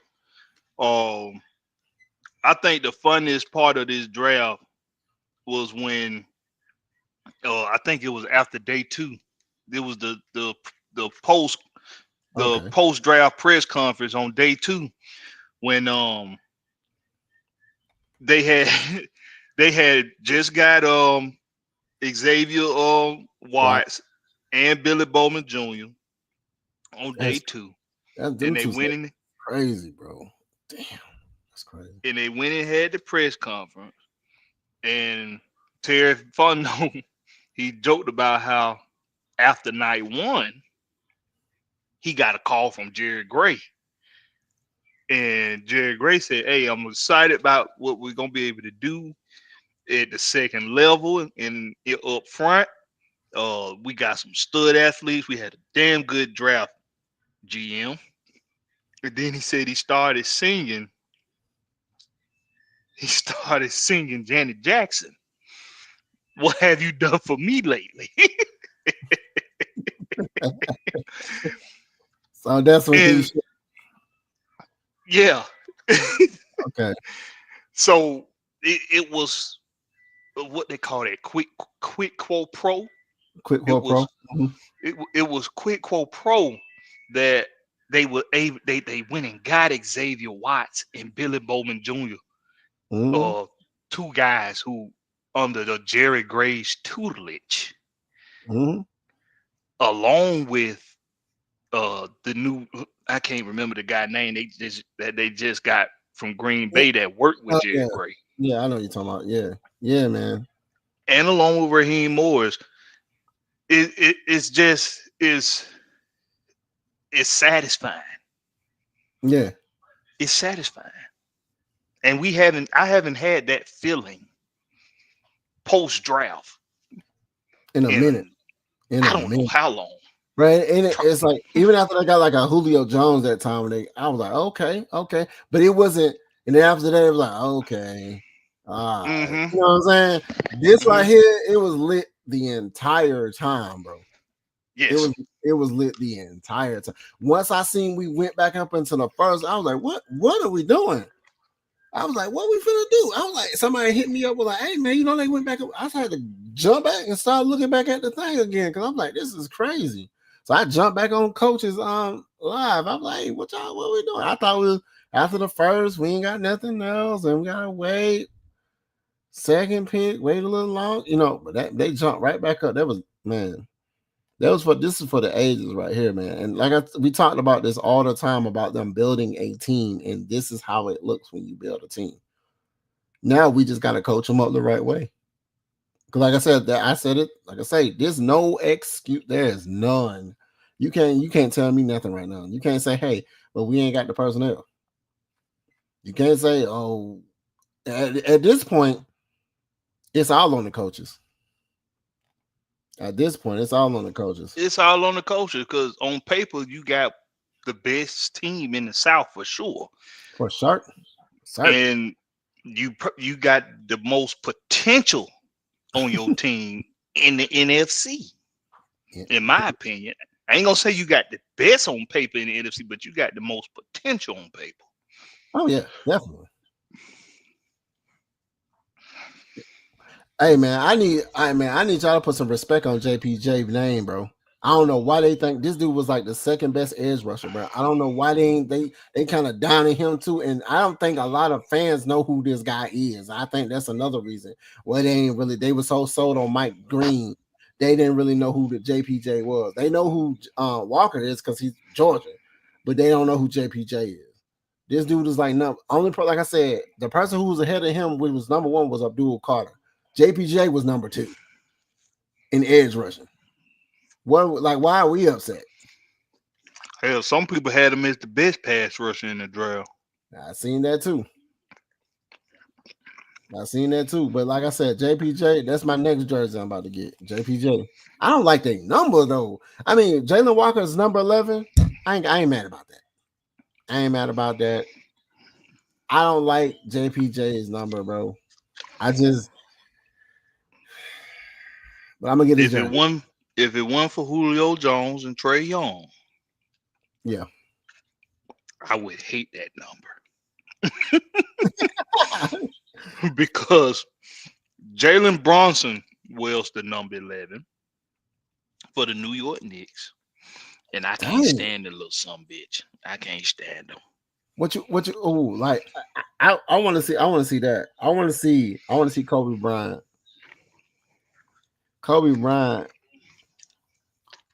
I looked at his interview too. He did a little interview before he was even drafted. And he was talking about whatever team gets him, they was having a conversation with him. And yeah, my guy, he good to go, man. He good. He good to go. I'm hoping that Barrel boy from out of Miami, the defensive tackle out of Miami. I'm hoping that if we don't do nothing else before this trade deadline, as far as personnel goes on defense, if we don't do anything else, at the defensive tackle position, then I'm hoping that undrafted boy out of Miami, Barrel, I'm hoping he can be a blossoming player for us at defensive tackle. I'm hoping because that's really the last element to this defense that we need for it to really operate how we need it to. That push up the middle. Push up the middle. Yeah. Yeah. So like I said, it's gonna be exciting on both sides of the field, man. Because a lot of the times where we could have won those games if we had better defensive play, no excuse. Like we already knew our offense can move down the field effortlessly. It'll be times that they'll move down the field so fast, we'll be like, why were they doing this the entire game? You know what I'm saying? So sometimes, people get tired. Like what people don't understand about football is people are studying film to see what plays you're running so they can counteract what you're doing. So some plays are working, some plays don't. That's why they have this big old playbook thing in their hand. They'll write on it. You'll see them write on stuff that lets them know what play they did and what play did what and what did. And like I say, it's strategic, like strategic that to a point where they're trying. The opposition is trying to stop you while you're trying to move forward. So a lot of people don't understand that ideology of how football works because some people ain't played football. I played it. It's a lot that goes into it, but it's simplified for the people. It's more than just taking the football and running forward. Hmm. If I would have understood that better, I probably would have had a real nice career playing football if I would have understood that at the time. And my head wouldn't have been in the damn clouds. Yeah, Mike asked out of the 6 CBs, AJ, Hughes, Phillips, Bryant, and name the 2. Man, we gotta have. We got Bryant. Okay, you already got Bryant. Let's see. Damn.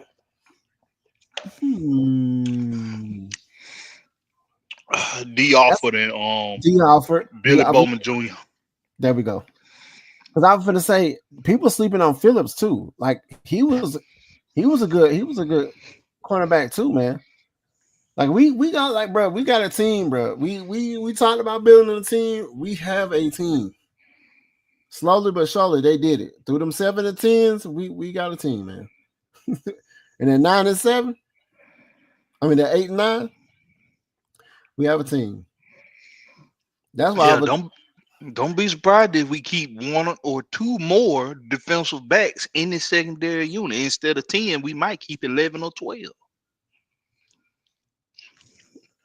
He said he don't think the offensive tackle Williams from Georgia Tech gonna make the team. He could always be a person that's on a practice squad. They're somebody a temporary retire and return when they need them. Yeah, somebody a temporary retire. Because I was like, Goldman didn't go nowhere. You were unretire and go right back to the same team. They must have told you to do that. Like, hey, man, we'll just pay you just to chill out. That man retired 2 straight seasons. So he could chill it. I don't know. You know what? I don't know that dude's situation. I was an Eddie Goldman supporter. I don't know what was going on with him, but hopefully whatever it was, he got it all worked out. Wait a minute. He said no Ford, King. I forgot about King and Ford straight too. That's why I said don't be surprised if they keep 11 or 12 DBs. Yikes. But it makes sense. Mike Ford gonna be on this team, y'all, because he's a special team. So yeah, guru. He's a special team guru. He stands out on special team. Yeah. I can see Bowman moving to safety or listing him as a safety so they can keep him, but using him as a CD. Or they run nickel. It's possible that they will do that. Run that nickel, man. It's possible they'll do that. But still, like I said, don't be surprised if they keep 11 or 12 DBs instead of 10.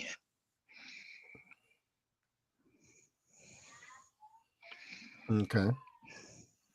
What did he say? He going on what? Practice squad. Practice squad. Okay. Others making the 50. He said he didn't want to pay for Arthur Smith. Probably. Yeah, that would it seemed like. Bates, Watts, Helms, and Fuller. Yeah.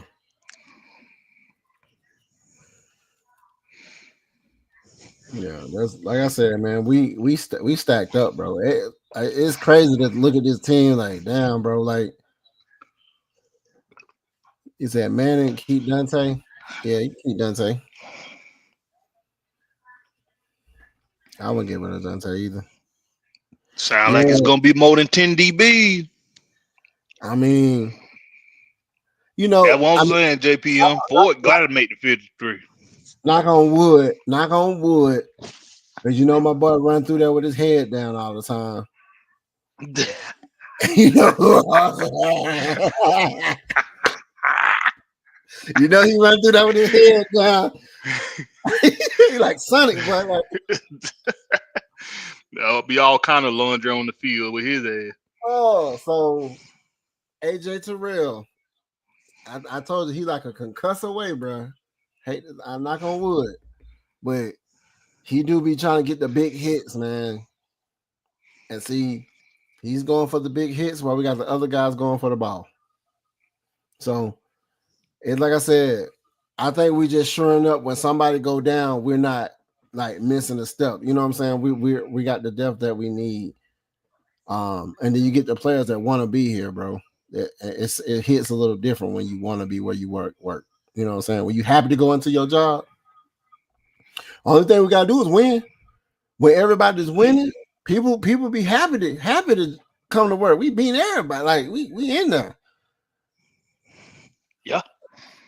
He said, "What happens to Arnold? Do we try to trade him? Arnold Ebiketie? Who is Arnold? You probably talking about Ebiketie. Hey man, make everybody work for your position, man. That's all I can say.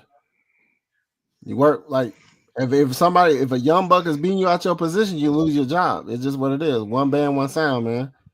You see when we were on drumline when the dude was missing a little beat and then the other dude came and took it, he had to come back later on and come back and take it.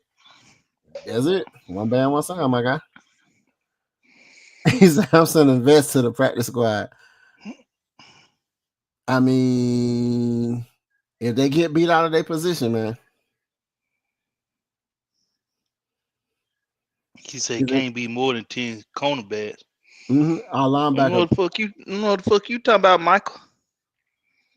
What you talking about? Why it can't be more than 10 DBs? He mean DBs. Yeah, because our linebacker room is stacked as well. I mean, okay. I honestly don't know. I just feel like we got edge, and then we got linebackers. That's how the league does it. So that's how you got to categorize it. You can't group them all together. So Jalen Walker is considered, although he's listed as an edge. Okay. JPJ listed as an edge. Yeah, he's a definite edge. You can play them however you want to play them. But as far as what they feel on a roster sheet, they have a position. You got Troy Anderson, you got what? Bertrand, and you have Caden Ellis. What other linebackers you got on the roster? Diablo Divine. Oh, Divine Diablo, got him. That's 4. Look, man, I might have pulled up their depth chart, brother. I want to know now. Like, did they get some people I don't know they got? You see what Georgia Texas boy just put up there? 5 edge, 4 DTs, 4 linebackers, 8 cornerbacks, 5 safeties. That's very quite possible. I don't know about 8 cornerbacks. I don't know about 8, but it's possible. I believe they can look at what, because you got to think about like this, regardless of how many we have, people have to play their position. And if somebody's playing better in their position, it's gonna be somebody in the back of the bus. It's just what it is. Didn't they just get rid of somebody? Did they just get rid of somebody? They just cut somebody? Like a lineman? Well, he was a nobody. I don't even know his name. And when I seen his name, I ain't even know who he was. He I was a remember. nobody. Yeah. It said Harrison moved back to edge. Yeah, all these people I named already, except for Malik Burton Southside. I didn't name him, but he was an undrafted free agent. Let's not. If he does make the team, then it's all well and good. But I mean, okay, you know what? Southside, he a little challenging me. I can't wait till we keep more than 10 DBs. Cause I'm gonna rub it in your damn face again, Southside. I can't wait. Yeah, And you better come on Fan Speak too when it happens. You better come on Fan Speak, Southside. I better see. What voice you gonna give Southside when you mock him? I'm probably gonna go with the so Southside, did they not keep more than 10 cornerbacks? How many defensive backs did they keep, Southside?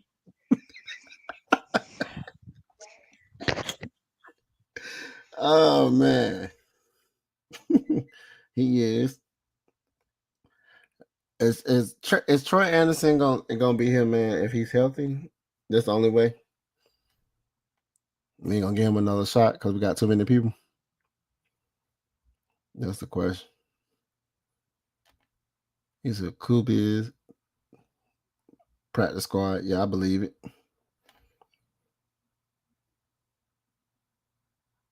He said we keeping all the DBs. We keeping all the DBs.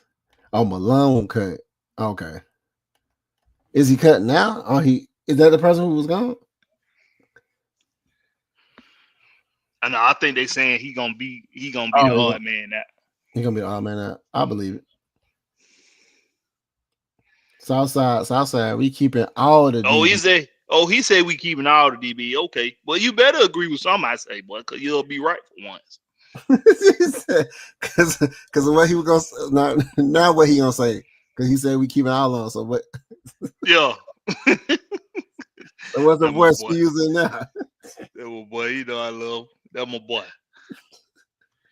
But he know he be challenging me. He feel like if he challenged me, that make it day. He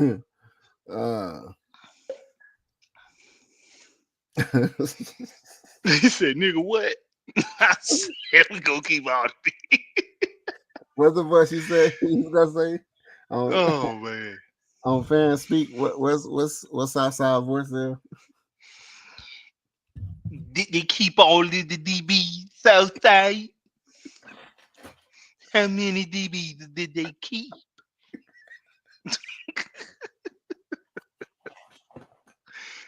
Oh, oh boy! Oh boy! Dang, Southside, why you gonna let my boy wreck you like that, bro? Okay. He know how to get it. He know how to get his lid back. Oh yeah, I believe that too. I believe that, man. Don't put none of them UDs, the undrafted, bro, on the practice squad. They gonna get picked. They like easy pickings, my guy.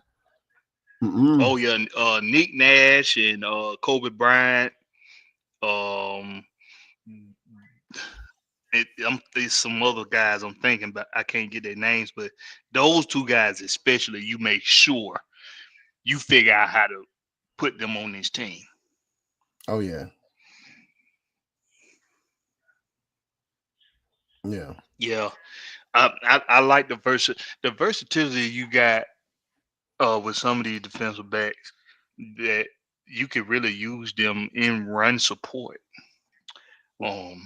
That's why If you wanted to go more edge and less linebacker on the roster, if you wanted to go just 3 middle linebackers, if you wanted to do that, you can absolutely do that. I prefer that. Because you have very good run support DBs that you could play in the slot and play at the nickel. Yeah, I said the nickel, man. They need to run that nickel up. They got enough bodies for it. Yeah, damn, it's like a big. It won't even be called big nickel for us. It'd be called big dime. Call it big dime defense.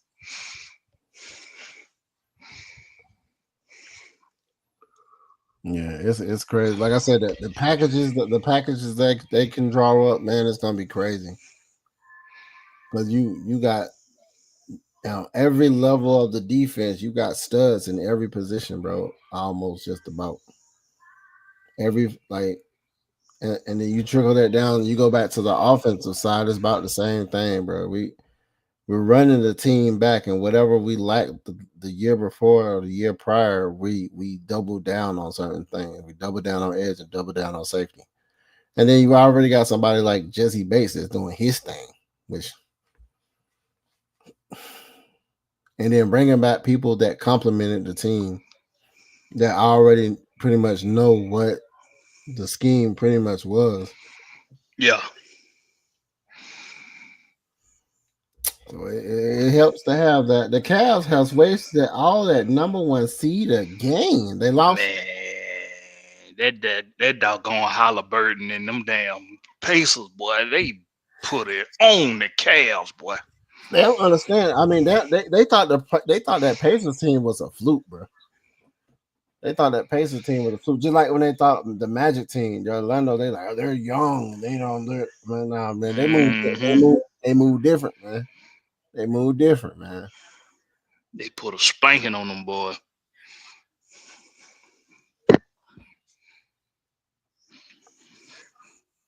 He said, is there a world where all the UDA dubs does so well it causes the team to make an unexpected cut and Mike Hughes or D Alfred? Absolutely. If we getting rid of somebody like Grady Jarrett because of money, it's like I said, it's a job. We're here to do a job. If these other people are doing a better job than somebody else that's been in the game, that's why we drafted them. They draft people replacements. A part of me says yes, for the reasons that you just stated, Ty. Mm-hmm. A part of me does say yes, but I still think that a part of the development process is you still got to do the due diligence for the guys that you select. You still got to make those tough choices. Some it's gonna be some guys that's gonna be very talented that's not gonna make this team. Absolutely. And part of the development process is you got to do the due diligence to the guys that you elect to keep on the 53. You have to do your due diligence in showing them true veteranship. Guys like Mike Hughes and D Alford, veterans in this league, done played this game, done got it out the mud. Or Mike Hughes, a former first round pick, and D Alford got it out the mud. He had to get it out the mud. He wasn't drafted, went and played. No, he wasn't. Went and played college ball. I mean, not college ball, Canadian ball. Canadian ball. Earned accolades like I think Defensive Player of the Year in Canada. So you want them to see how to pull up their bootstraps, how to go put in the work. With veterans like Mike Hughes and D Alford showing them that you could be all you could be if you put in the work. So sometimes it ain't about necessarily about talent. Sometimes it's about development. Mm-hmm. And you give them that first year to see somebody like Mike Hughes and D Alford do it firsthand so they can see, yeah, them two dudes right there, they put up their bootstraps, they got it out the mud. That's one thing too about D Alford. is I remember when we picked him up, people were giving him high praises. They was like, "Oh man, we got that guy who was playing for the XSL." You know what I'm saying? He was like, "Oh man, he was doing that guy right there." You know, so I mean, at the end of the day, man, it's some, like you say, it's some tough choices. It's some tough choices, my G. Yeah, the best man got to play. But I think we forgetting how important experience is. Mm-hmm. You could be more talented than the man in front of you, but the man in front of you know tricks to the trade. The man in front of you knows what a defensive coordinator is expecting to see. You might not know that.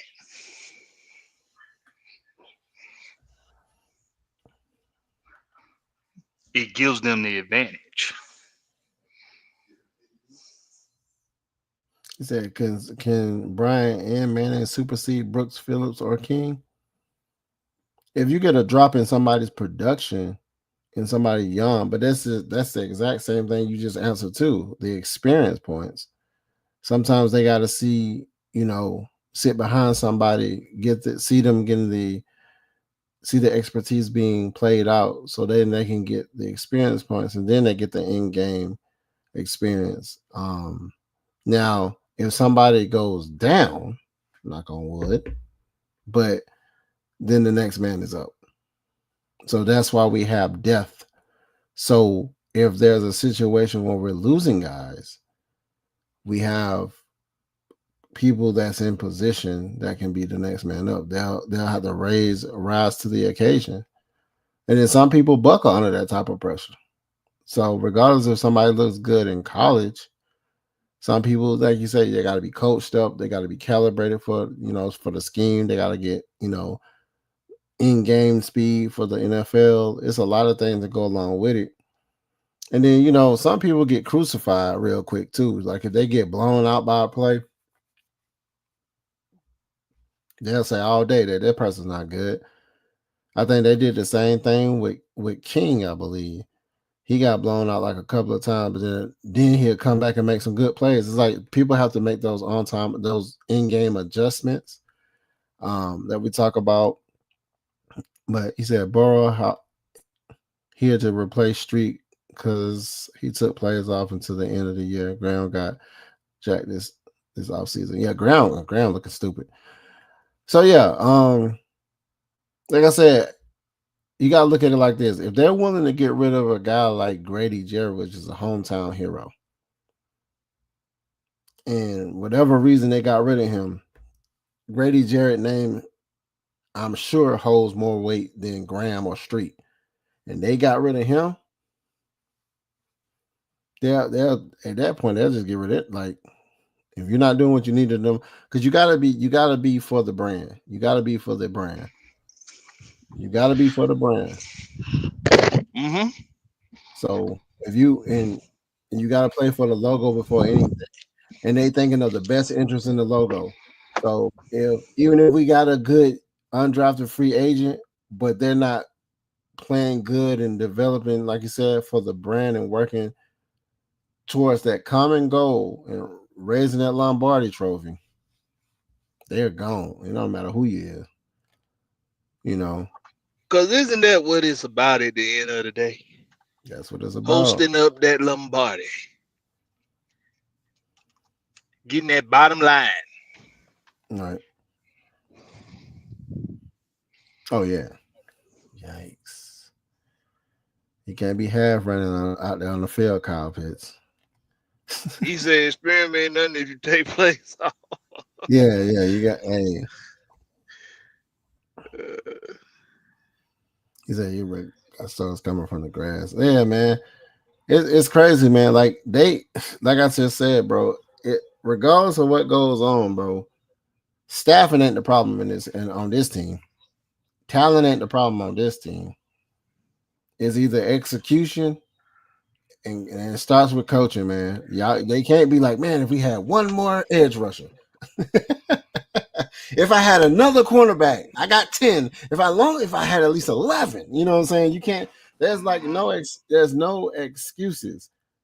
Yeah, nobody is safe. I feel like honestly, like if you're not doing what you need to do, they gonna be like, bro, you gotta go. You know, that's why we were Yeah, talking but about. I, I think people say like I know why Michael's saying that. Michael wants Mike Hughes to lose that goddamn corner number 2 spot. He want him to lose it.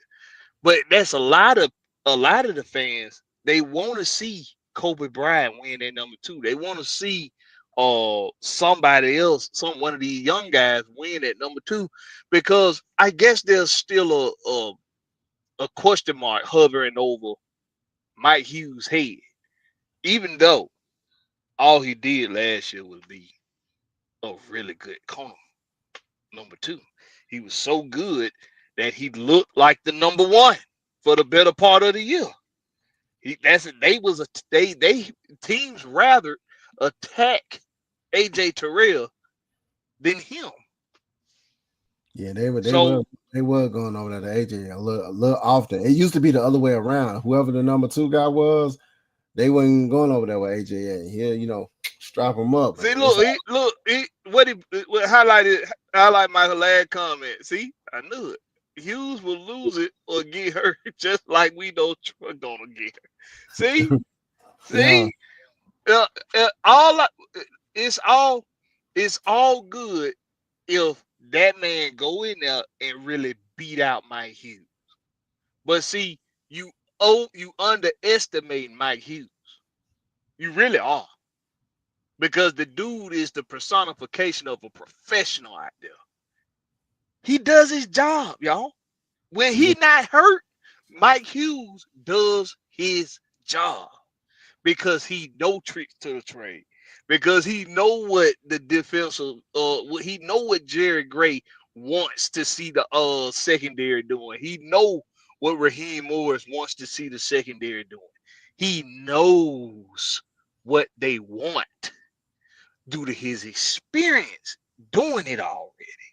These young guys are about to come in here and ain't nobody gonna tell them shit. They gonna want to see what they already know. And unless they already done evolved to this level mentally, which most most defensive players have not done yet. Most offensive players have not done yet.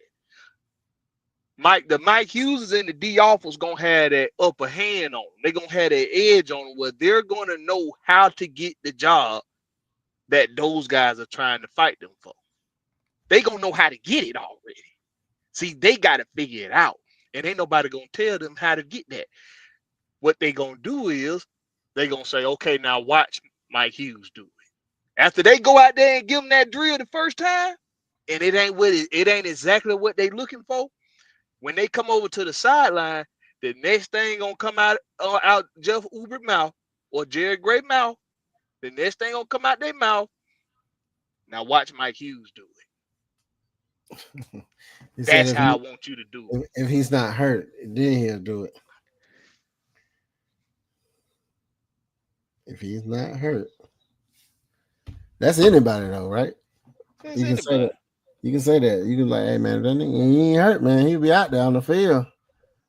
But yeah, dog will always win, man. Like my heart at heart says, like I said, if a person get beat out, then you put the aces in their places, you put the best player out there until and this is me saying this, and I'm gonna be real with you.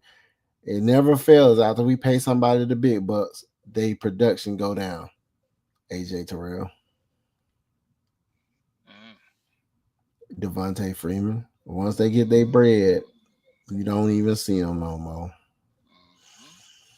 I hate to say it, but it's the truth. After they get their bread, I got my check, and then all of a sudden, they start looking a little different when they get their bread. They gotta work as hard. Yeah, I'm trying to remember that too. What games they missed? What games did AJ or Jesse miss a game?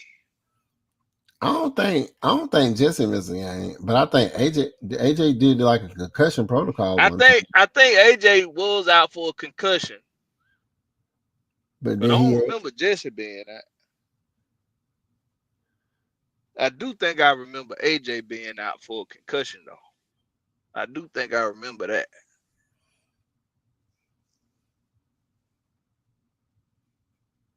he said Kobe act like Travis Hunter out there, bro. He said he coming. He said he Well, coming.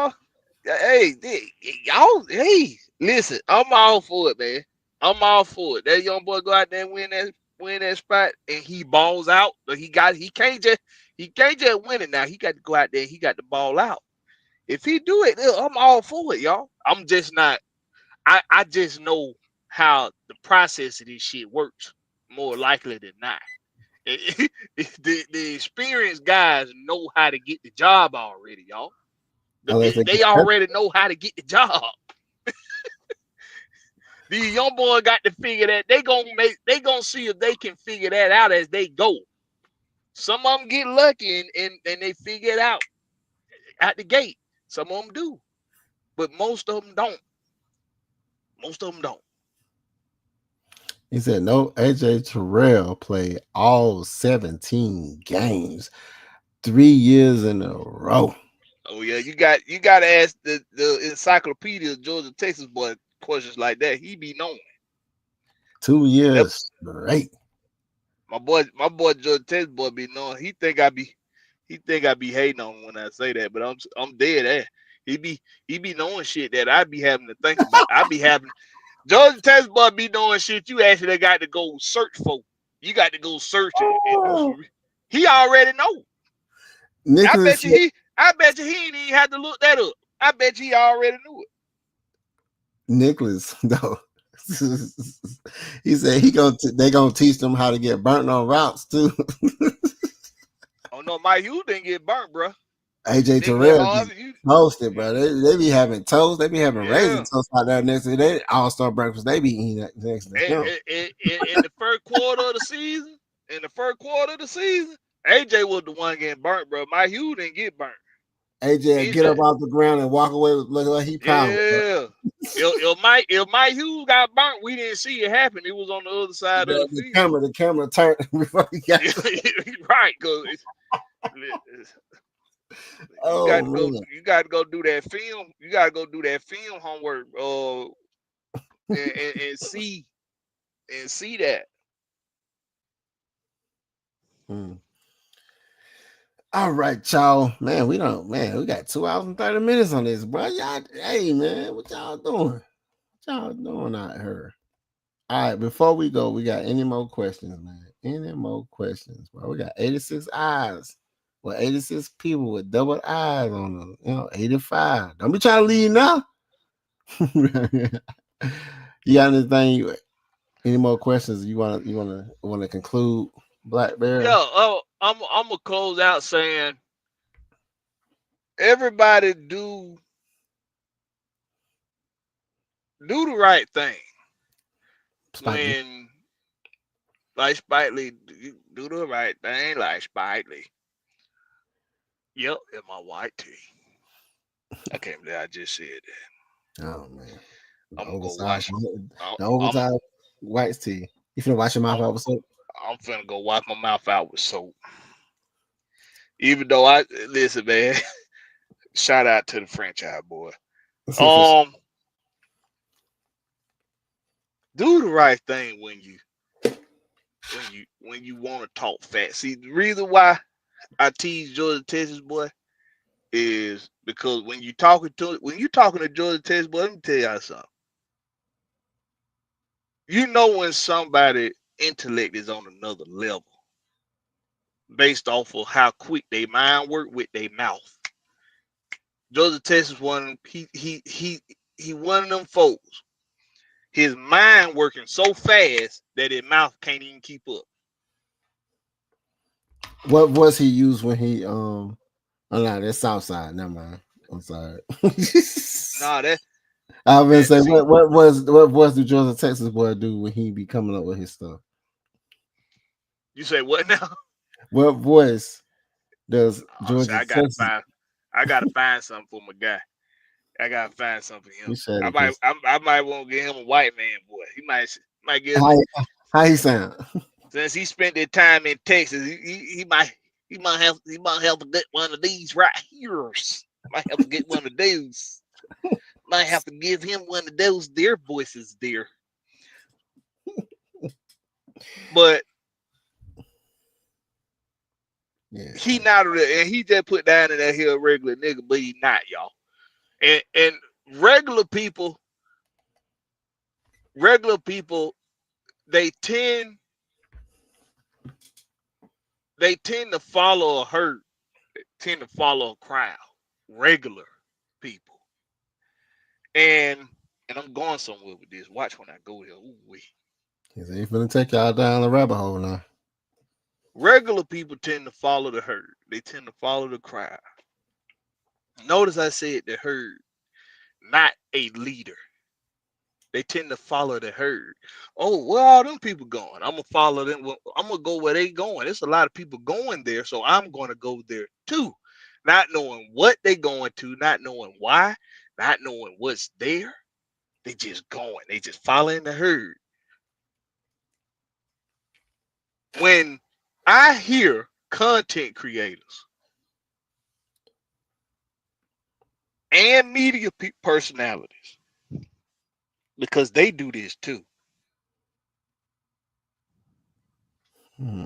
When I hear them try to use numbers to make their points, and then in the same conversation, not only do they start moonwalking, but what they don't even realize what they said didn't even make no damn sense. Matthew Jr. Let me pull this up.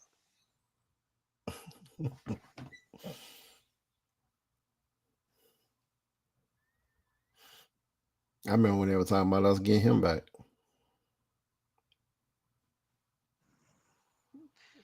Okay, Matthew Judon, a few days ago. Let me get the date.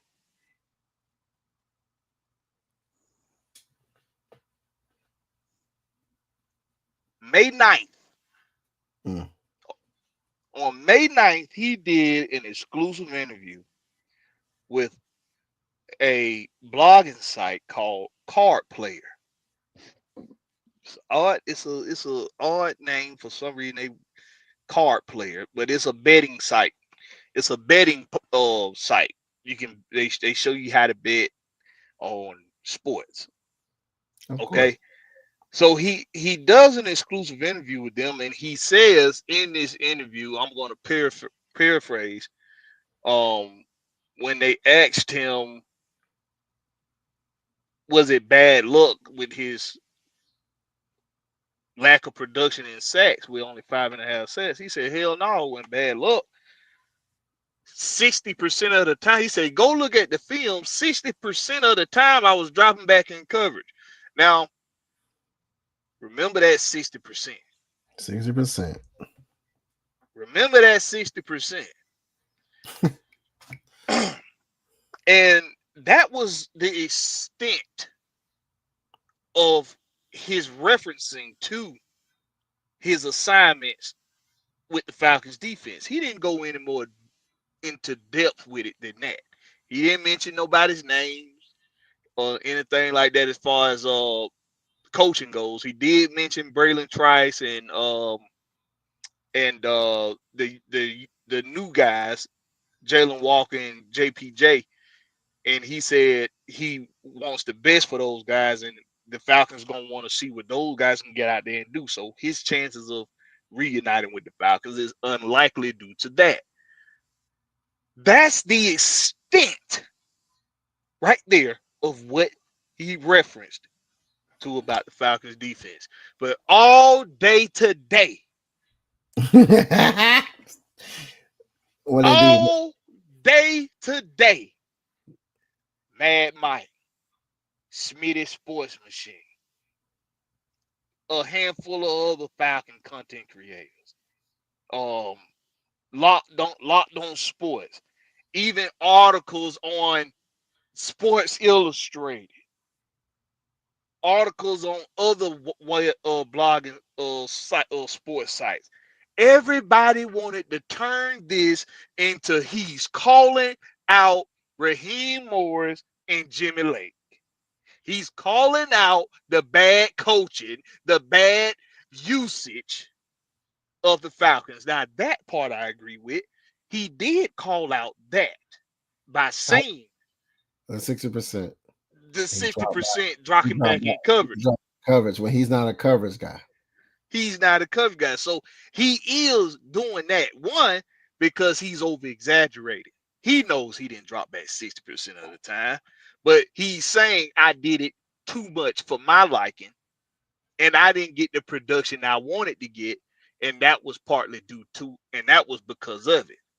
But when the Sports Illustrated article that Mad Mike, that he does his video on, they give you these numbers where clearly Matthew Judon 60% don't add up. The math don't math there. If you rush the passer 50% of the time in pass rush, and 36% of the time you was in run defense, and first of all, your 60% clearly don't add up to that math, sir. So we knew he was over exaggerating when he said that. He wasn't trying to be precise. He was just trying to throw shade. So I do agree with that. But when we look at the numbers still suggest you got your opportunities. You did get your opportunities. You didn't get there. Yeah. As much as you just didn't get there as much as you would have liked to, as much as we would have liked you to get there, as much as anybody would have liked you just didn't get there. Now, let's be clear about something. Your snaps on run defense, that happens because the team runs the ball. The offense runs the ball. If they throw the ball, that's going to count towards your pass rush percentage. So you don't determine. So the coaches and the player don't determine when the offense is going to throw or run the damn ball. So you have to count the snaps with run defense and the pass rush together to determine how many times was he in coverage compared to how many times he wasn't in coverage. It don't matter about it being run defense or pass rush. You don't determine that. If the offense run the ball, they run the ball. That means they know they can run the ball on you. So if only 13% of the time you was dropped back in the coverage, that's not a lot. In a 3-4 defense, ladies and gentlemen, outside linebackers have to cover in a 3-4 defense. Otherwise, you have to be really, really good and really, really precise at doing your substitutions. You got to be quick on those substitutions. If you want to get him out of there, when you know it's a pass coverage down, you want his side of the field to go into coverage. If you know that, or if the offense does they call an audible where they send a receiver over to that side, and now he has to go into coverage. Now you got an audible out of that, and he has to go into coverage. Well, you don't want him on the field. So you got to do them substitutions right. But at the end of the day, as I digress, he had the opportunities. He had them. And for the death of me, I don't know why. Why his inabilities to get the job done and his poor math skills turn into I told you so shit with the rest of the damn the content creators in the media about the poor usage of the defense. We all knew that the defense wasn't being used right. We all knew that. We didn't need him to go on there and say that he was dropping back in coverage 6% of the time. I'm gonna say this. I'm gonna give you 3 reasons why people would jump on the bandwagon and say all this stuff. I'm gonna say it in a content creator's perspective, a player's perspective, and then I'm gonna give you just my take on it, my perspective. As a content creator, other content creator, you want to use whatever outlet there. Like if they got a story that pops out, you want to use that to produce content to talk about it for your fans. So whatever happens, everybody will jump on it. Even if it doesn't make sense, some people call it clickbait, but you'll just, go down, somebody say this, you'll just put that out there. As a player wise, he over exaggerates only due to the fact that he's trying to plead his case. So if another team picked him up because he didn't do his job, it won't look like he didn't do his job. It was like the organization didn't use him correctly.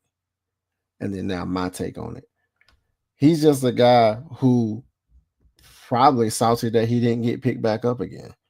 And then you want to bash, like you said, you want to throw shade on the team because you already knew the team was already getting thrown shade on them for their defensive play anyway. So that can be an opportunity for you to get picked up. Like I say, for you to get picked up at another team, because they're gonna be like, well, he would have did good if he was utilized correctly. Because that's one of the things they say about players when they're not utilized correctly. What they say about Kyle Pitts, he wasn't utilized correctly, but when you look at his numbers, he was still like top 5 tight ends. It's just that top tight ends ain't doing what they people think tight ends be doing what receivers be doing, and that's not the case.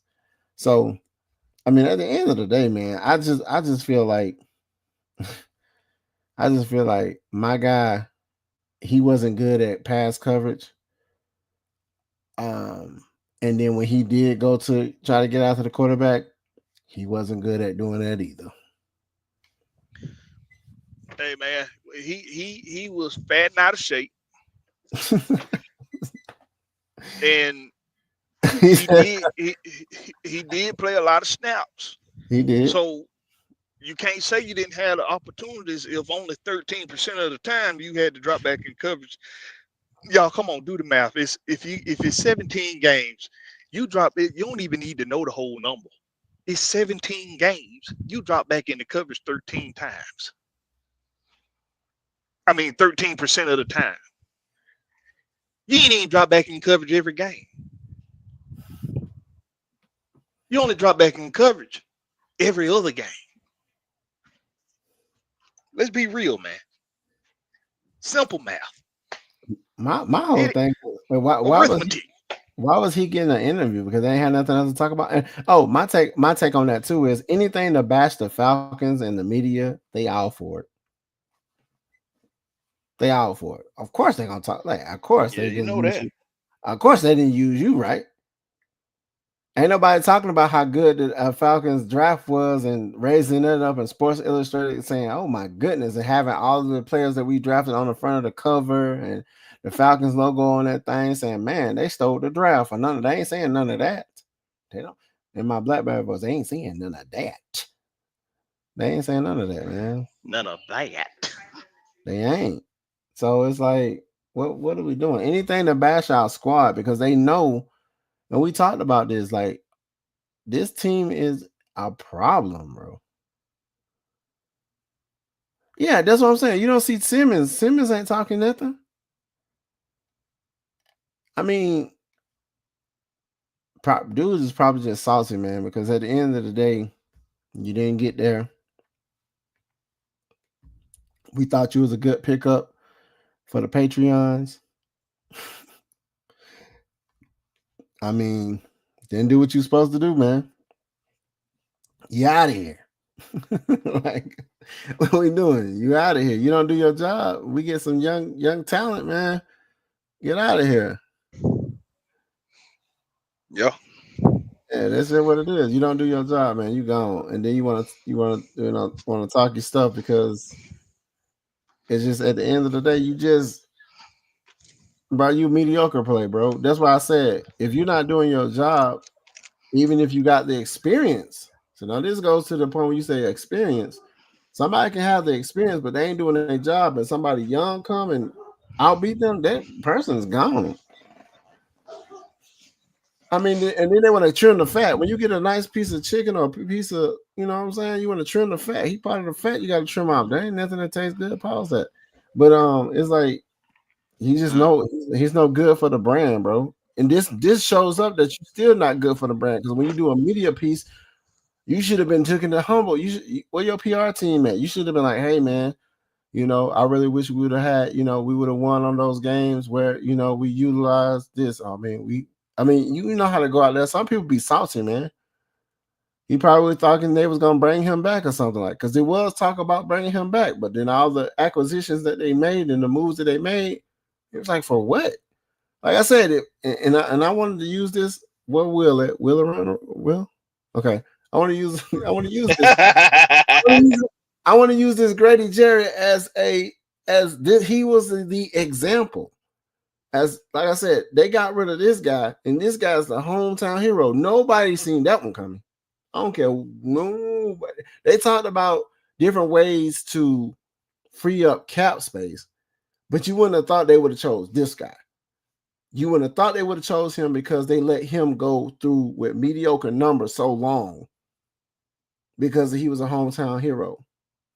You know what I'm saying? His dad played for the organization. It's Grady Jarrett. His dad was, it's, but when they got rid of him, I knew then nobody would say. I knew them. I knew then. He said like NSYNC. Bye, bye, bye. They started doing a Deadpool dance and everything. Bye, bye. Like, God dang, Jared. Go ahead and clean out your locker room. Clean out your locker, my guy. Dang. Yeah, but, I just don't like when I don't like when fans, man, make it seem like you okay, we just gonna start. I mean, I get it. I mean, it's the Joneses, so I ain't gonna trip. I ain't gonna be sensitive to the shit. I just didn't like how folks just started like ragging on him, like all of a sudden, like, hey, come on, man, still give a man the respect that he a legend with the Falcons. He a Falcon legend, man. Yeah, I mean, respect. I didn't hesitate to get my jersey signed. Yeah, man, give him a respectful exit, man. I'm gonna give no lie though, no lie, no cap, no shade. When I looked at his numbers, I was shocked they wasn't as good as I thought they were, just because of his stature. His status had him up there, bro. Yeah, his status had him up there, bro. But when I looked at his numbers, I was like, wait a minute, am I looking at the right person? I was like, what season is this? Like, it was collectively. I was just like, whoa. I said, yeah, they can get their production from many different people. Yeah, like, well, I'm gonna be real with you, Ty. I pay attention, so I already knew his numbers went up there. I already knew that because I just pay attention, and I don't have to know somebody's exact statistical production to determine if they've been impactful or not on the team. I know it based off of just watching the game, and damn, I sure ain't heard Grady Jarrett name in a while. Damn, I sure ain't seen Grady in on a play in a while. Damn, I sure ain't seen Grady close out a game with a sack in a while. I don't have to know the statistical figure if I'm just watching. Paying attention. That's it. Like that's why the Washington play the Kyle from Penix to Kyle Pitts in that Washington game. That's why it's on replay. It's on repeat in my head every single day. Not only because it was a great play, and it's literally the play. If you want to see the potential of what this team is capable of, just go to that play. Just go to that series and watch that series. But that play specifically, just go to it. And It's on replay in my head because it's literally the only play that Kyle Pitts was clutch on since he been here. It's the only play he's been clutch on. And it's what we've been waiting to see. Hey, my guy, It's Big what Show. we've been waiting to see. I got a football assigned. I got my football signed by Bates. So hey man, y'all don't know, man. Y'all might can get that thing. I don't want to get it up. I don't want to get it up. Nah, don't give up all your shit now. Man, I get opportunities. I get opportunities to see certain people or be around people. Some people don't get the opportunity. So, I mean, I probably can see this guy again and get him to sign another football, man. I be want to get back to the fans, man. It's just what it is. I mean, if y'all want a rookie Ritter rookie card, I got you. Damn, poor Desmond Ritter. Oh shit, here you go. He said you what forgot the fuck clutch. he just say? You forgot the clutch play he made in 2021 versus the Jets and the Oh Dolphins. my god. This dude had one hand, brought it in, fell, looked up at you, did like this through the deuces. He took his helmet off and said Blackberry. Okay. He said I stand corrected, Southside. It was not the only clutch play he made since he been here. I stand corrected. It's the first clutch play he's made in the last 4 years. Can you do the voice for Southside? Happy? We have many clutch cases did he have? How many clutch plays did he have, though, Blackberry? How many? You got to go back to 2021, Blackberry.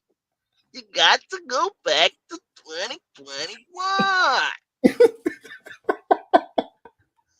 Oh. Okay. What? He said, how many clutch Blue Jacket said, how many clutch plays does he have in his career? Man, from what he's showing, it's 3. I mean, I can tell you one he was about to have last year that he just cradle rocked into somebody's hands. I mean, it would have been 4. It's like, hey man, it is what it is, man. Kyle Pitts got. I want to see that play more from Kyle Pitts. I could get. I everything else that everybody try to point out that he does, be a clear out guy, or give you what other tight end, what most tight ends are giving you in the league, statistical wise. I don't care about none of that shit if he ain't doing what he did in that Washington game. If he ain't doing that, I don't give a fuck. Because that's what we expect from our top guys. We expect for them to step up and make plays like that one. That was a beautiful play he made in Washington. A beautiful play. That's a play that you remember when you go when I go on and start coaching my young guys.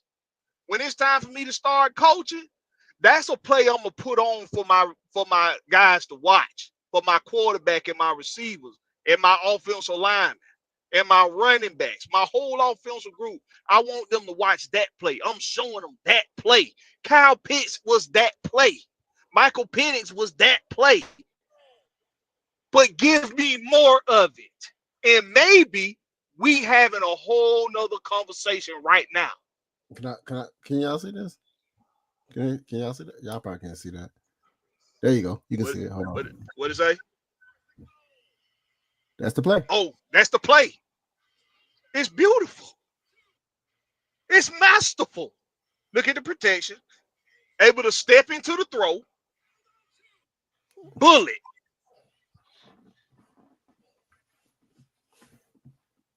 I had to look at it again. Oh, a play where everybody's doing their job. Everybody.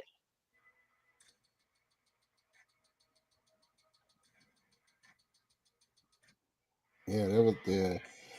I believe that's what made him like, hey man, I can use this guy. That's why you probably going to bat for him. Like, don't get rid of him.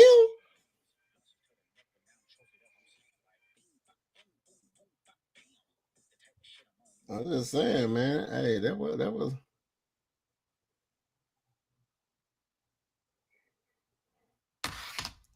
Yeah, but hey, man, we finna get up out of here, bro. We ran up on 3 hours in this thing, bro. That's crazy. I ain't never did that. Woo! That probably because your boy Blackberry been running that damn mouth. So y'all can't get me to talking. Can't get me to talking. But yeah, on the direction of the franchise, bro. Like I mentioned before, man, this is how you build a team. It takes us having bad seasons, getting the people in position. Hopefully, we got the coaches in position where they see what we have and everybody vision is aligned.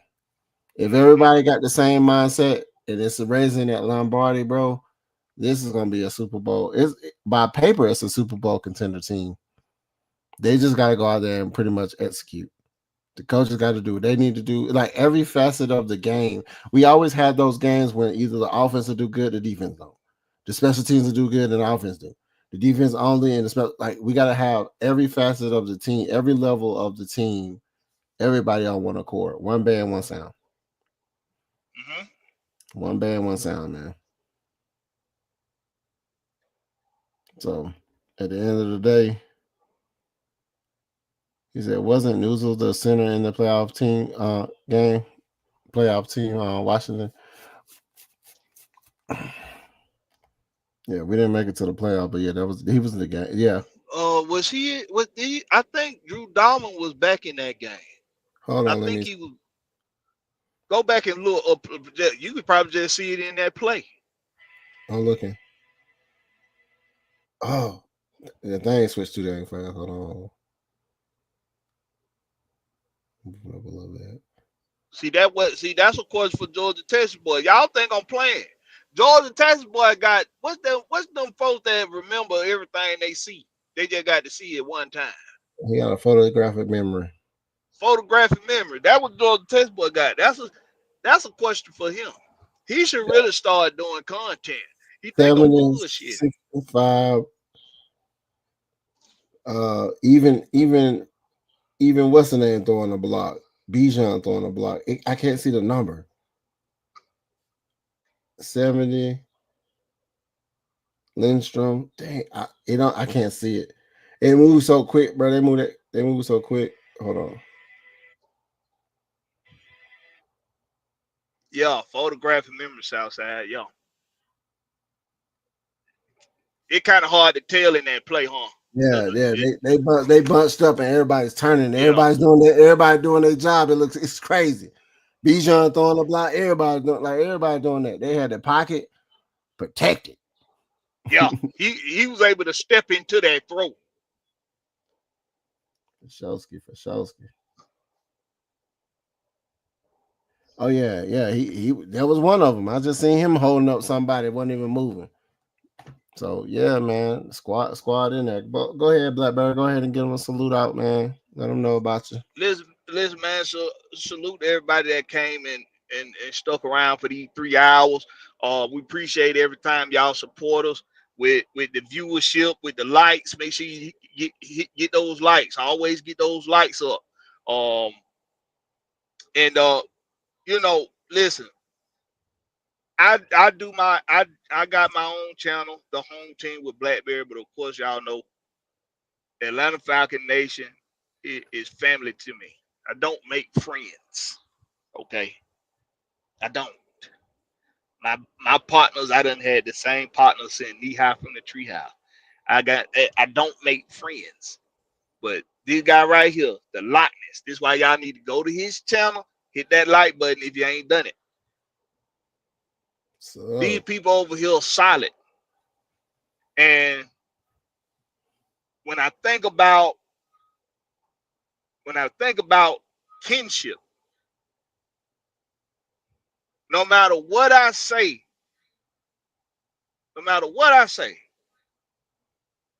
when it comes to content creation, when it comes to this, especially sports, I talk cash, money, shit. And if you ain't figured that out about me by now, that's your fault. I talk cash money shit, and I don't give a fuck what nobody think about it. Because at the end of the day, I know how to come back around to kinship. Because it's all in the spirit of competition. I like debating, but I like real debating. I don't want to debate talking shit to somebody that's gonna agree with almost everything the fuck I say. And when and I challenge and then challenge somebody in the chat and call that a debate. That is not a debate. Bring it to the pit was a debate. You want to debate somebody, you bring it to the pit. That was on the Rex Pit Thursdays, 8 p.m. Eastern Standard Time on my channel, the Rex Pit. 8 p.m. Eastern Standard Time. Go to YouTube. Go to YouTube right now. The home team with Blackberry. That's Blackberry, no C, just a K. If you want to debate, I do real fucking debate. I don't talk shit to myself and claim it to be a debate with you. I don't do that shit. If y'all want to debate, but that's why I say Southside know how to find me. He already know. Georgia, Texas boy know how to find me. Them my usual suspects over there. They come over there and hey, we chop it up every week. So in the spirit of competition, for those that need the message, put that ointment on your butt and get unbutt hurt.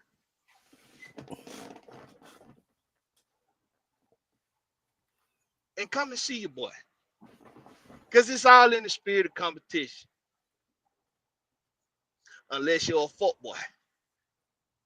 And you just don't know how to get out of your fuck boyness. With that being said, You said pause that, Ocho. this been your boy Blackberry Rex. If you haven't done so already, go check my boy, the Lochness Podcast. I know he's gonna say it already, but I'm gonna do it for him, man. Lock a solid guy, man. Go check out the Lochness Podcast on YouTube. Make sure you sub for him, man. Appreciate you. Yeah, for sure. Like I said, I get the 250. I pick somebody. I'll probably give up one of my signed memorabilia. I'm not gonna give up my signed Dan Reeves painting I did, but I'm gonna do. Like I said, I got a lot of things, man. I got a lot of stuff I get from being in the Dirty Bird Nest. They give us a lot of stuff. We get to get opportunities to get stuff signed by players and old players and stuff like that. So, hey, get your boy the 250, get some. Get your boy the 5 Huncho. Like I said, I know y'all want that JPJ jersey because I'm about to get mine. I got my Jalen Walker on his way. Just got another Penix. Man, my whole closet right here full of jerseys.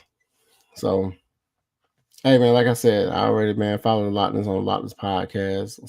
Subscribe, hit that notification bell, share my content out. Appreciate you. Man, I appreciate y'all for stopping by, man. Like, it's been like 3 hours and 8 minutes. That's crazy.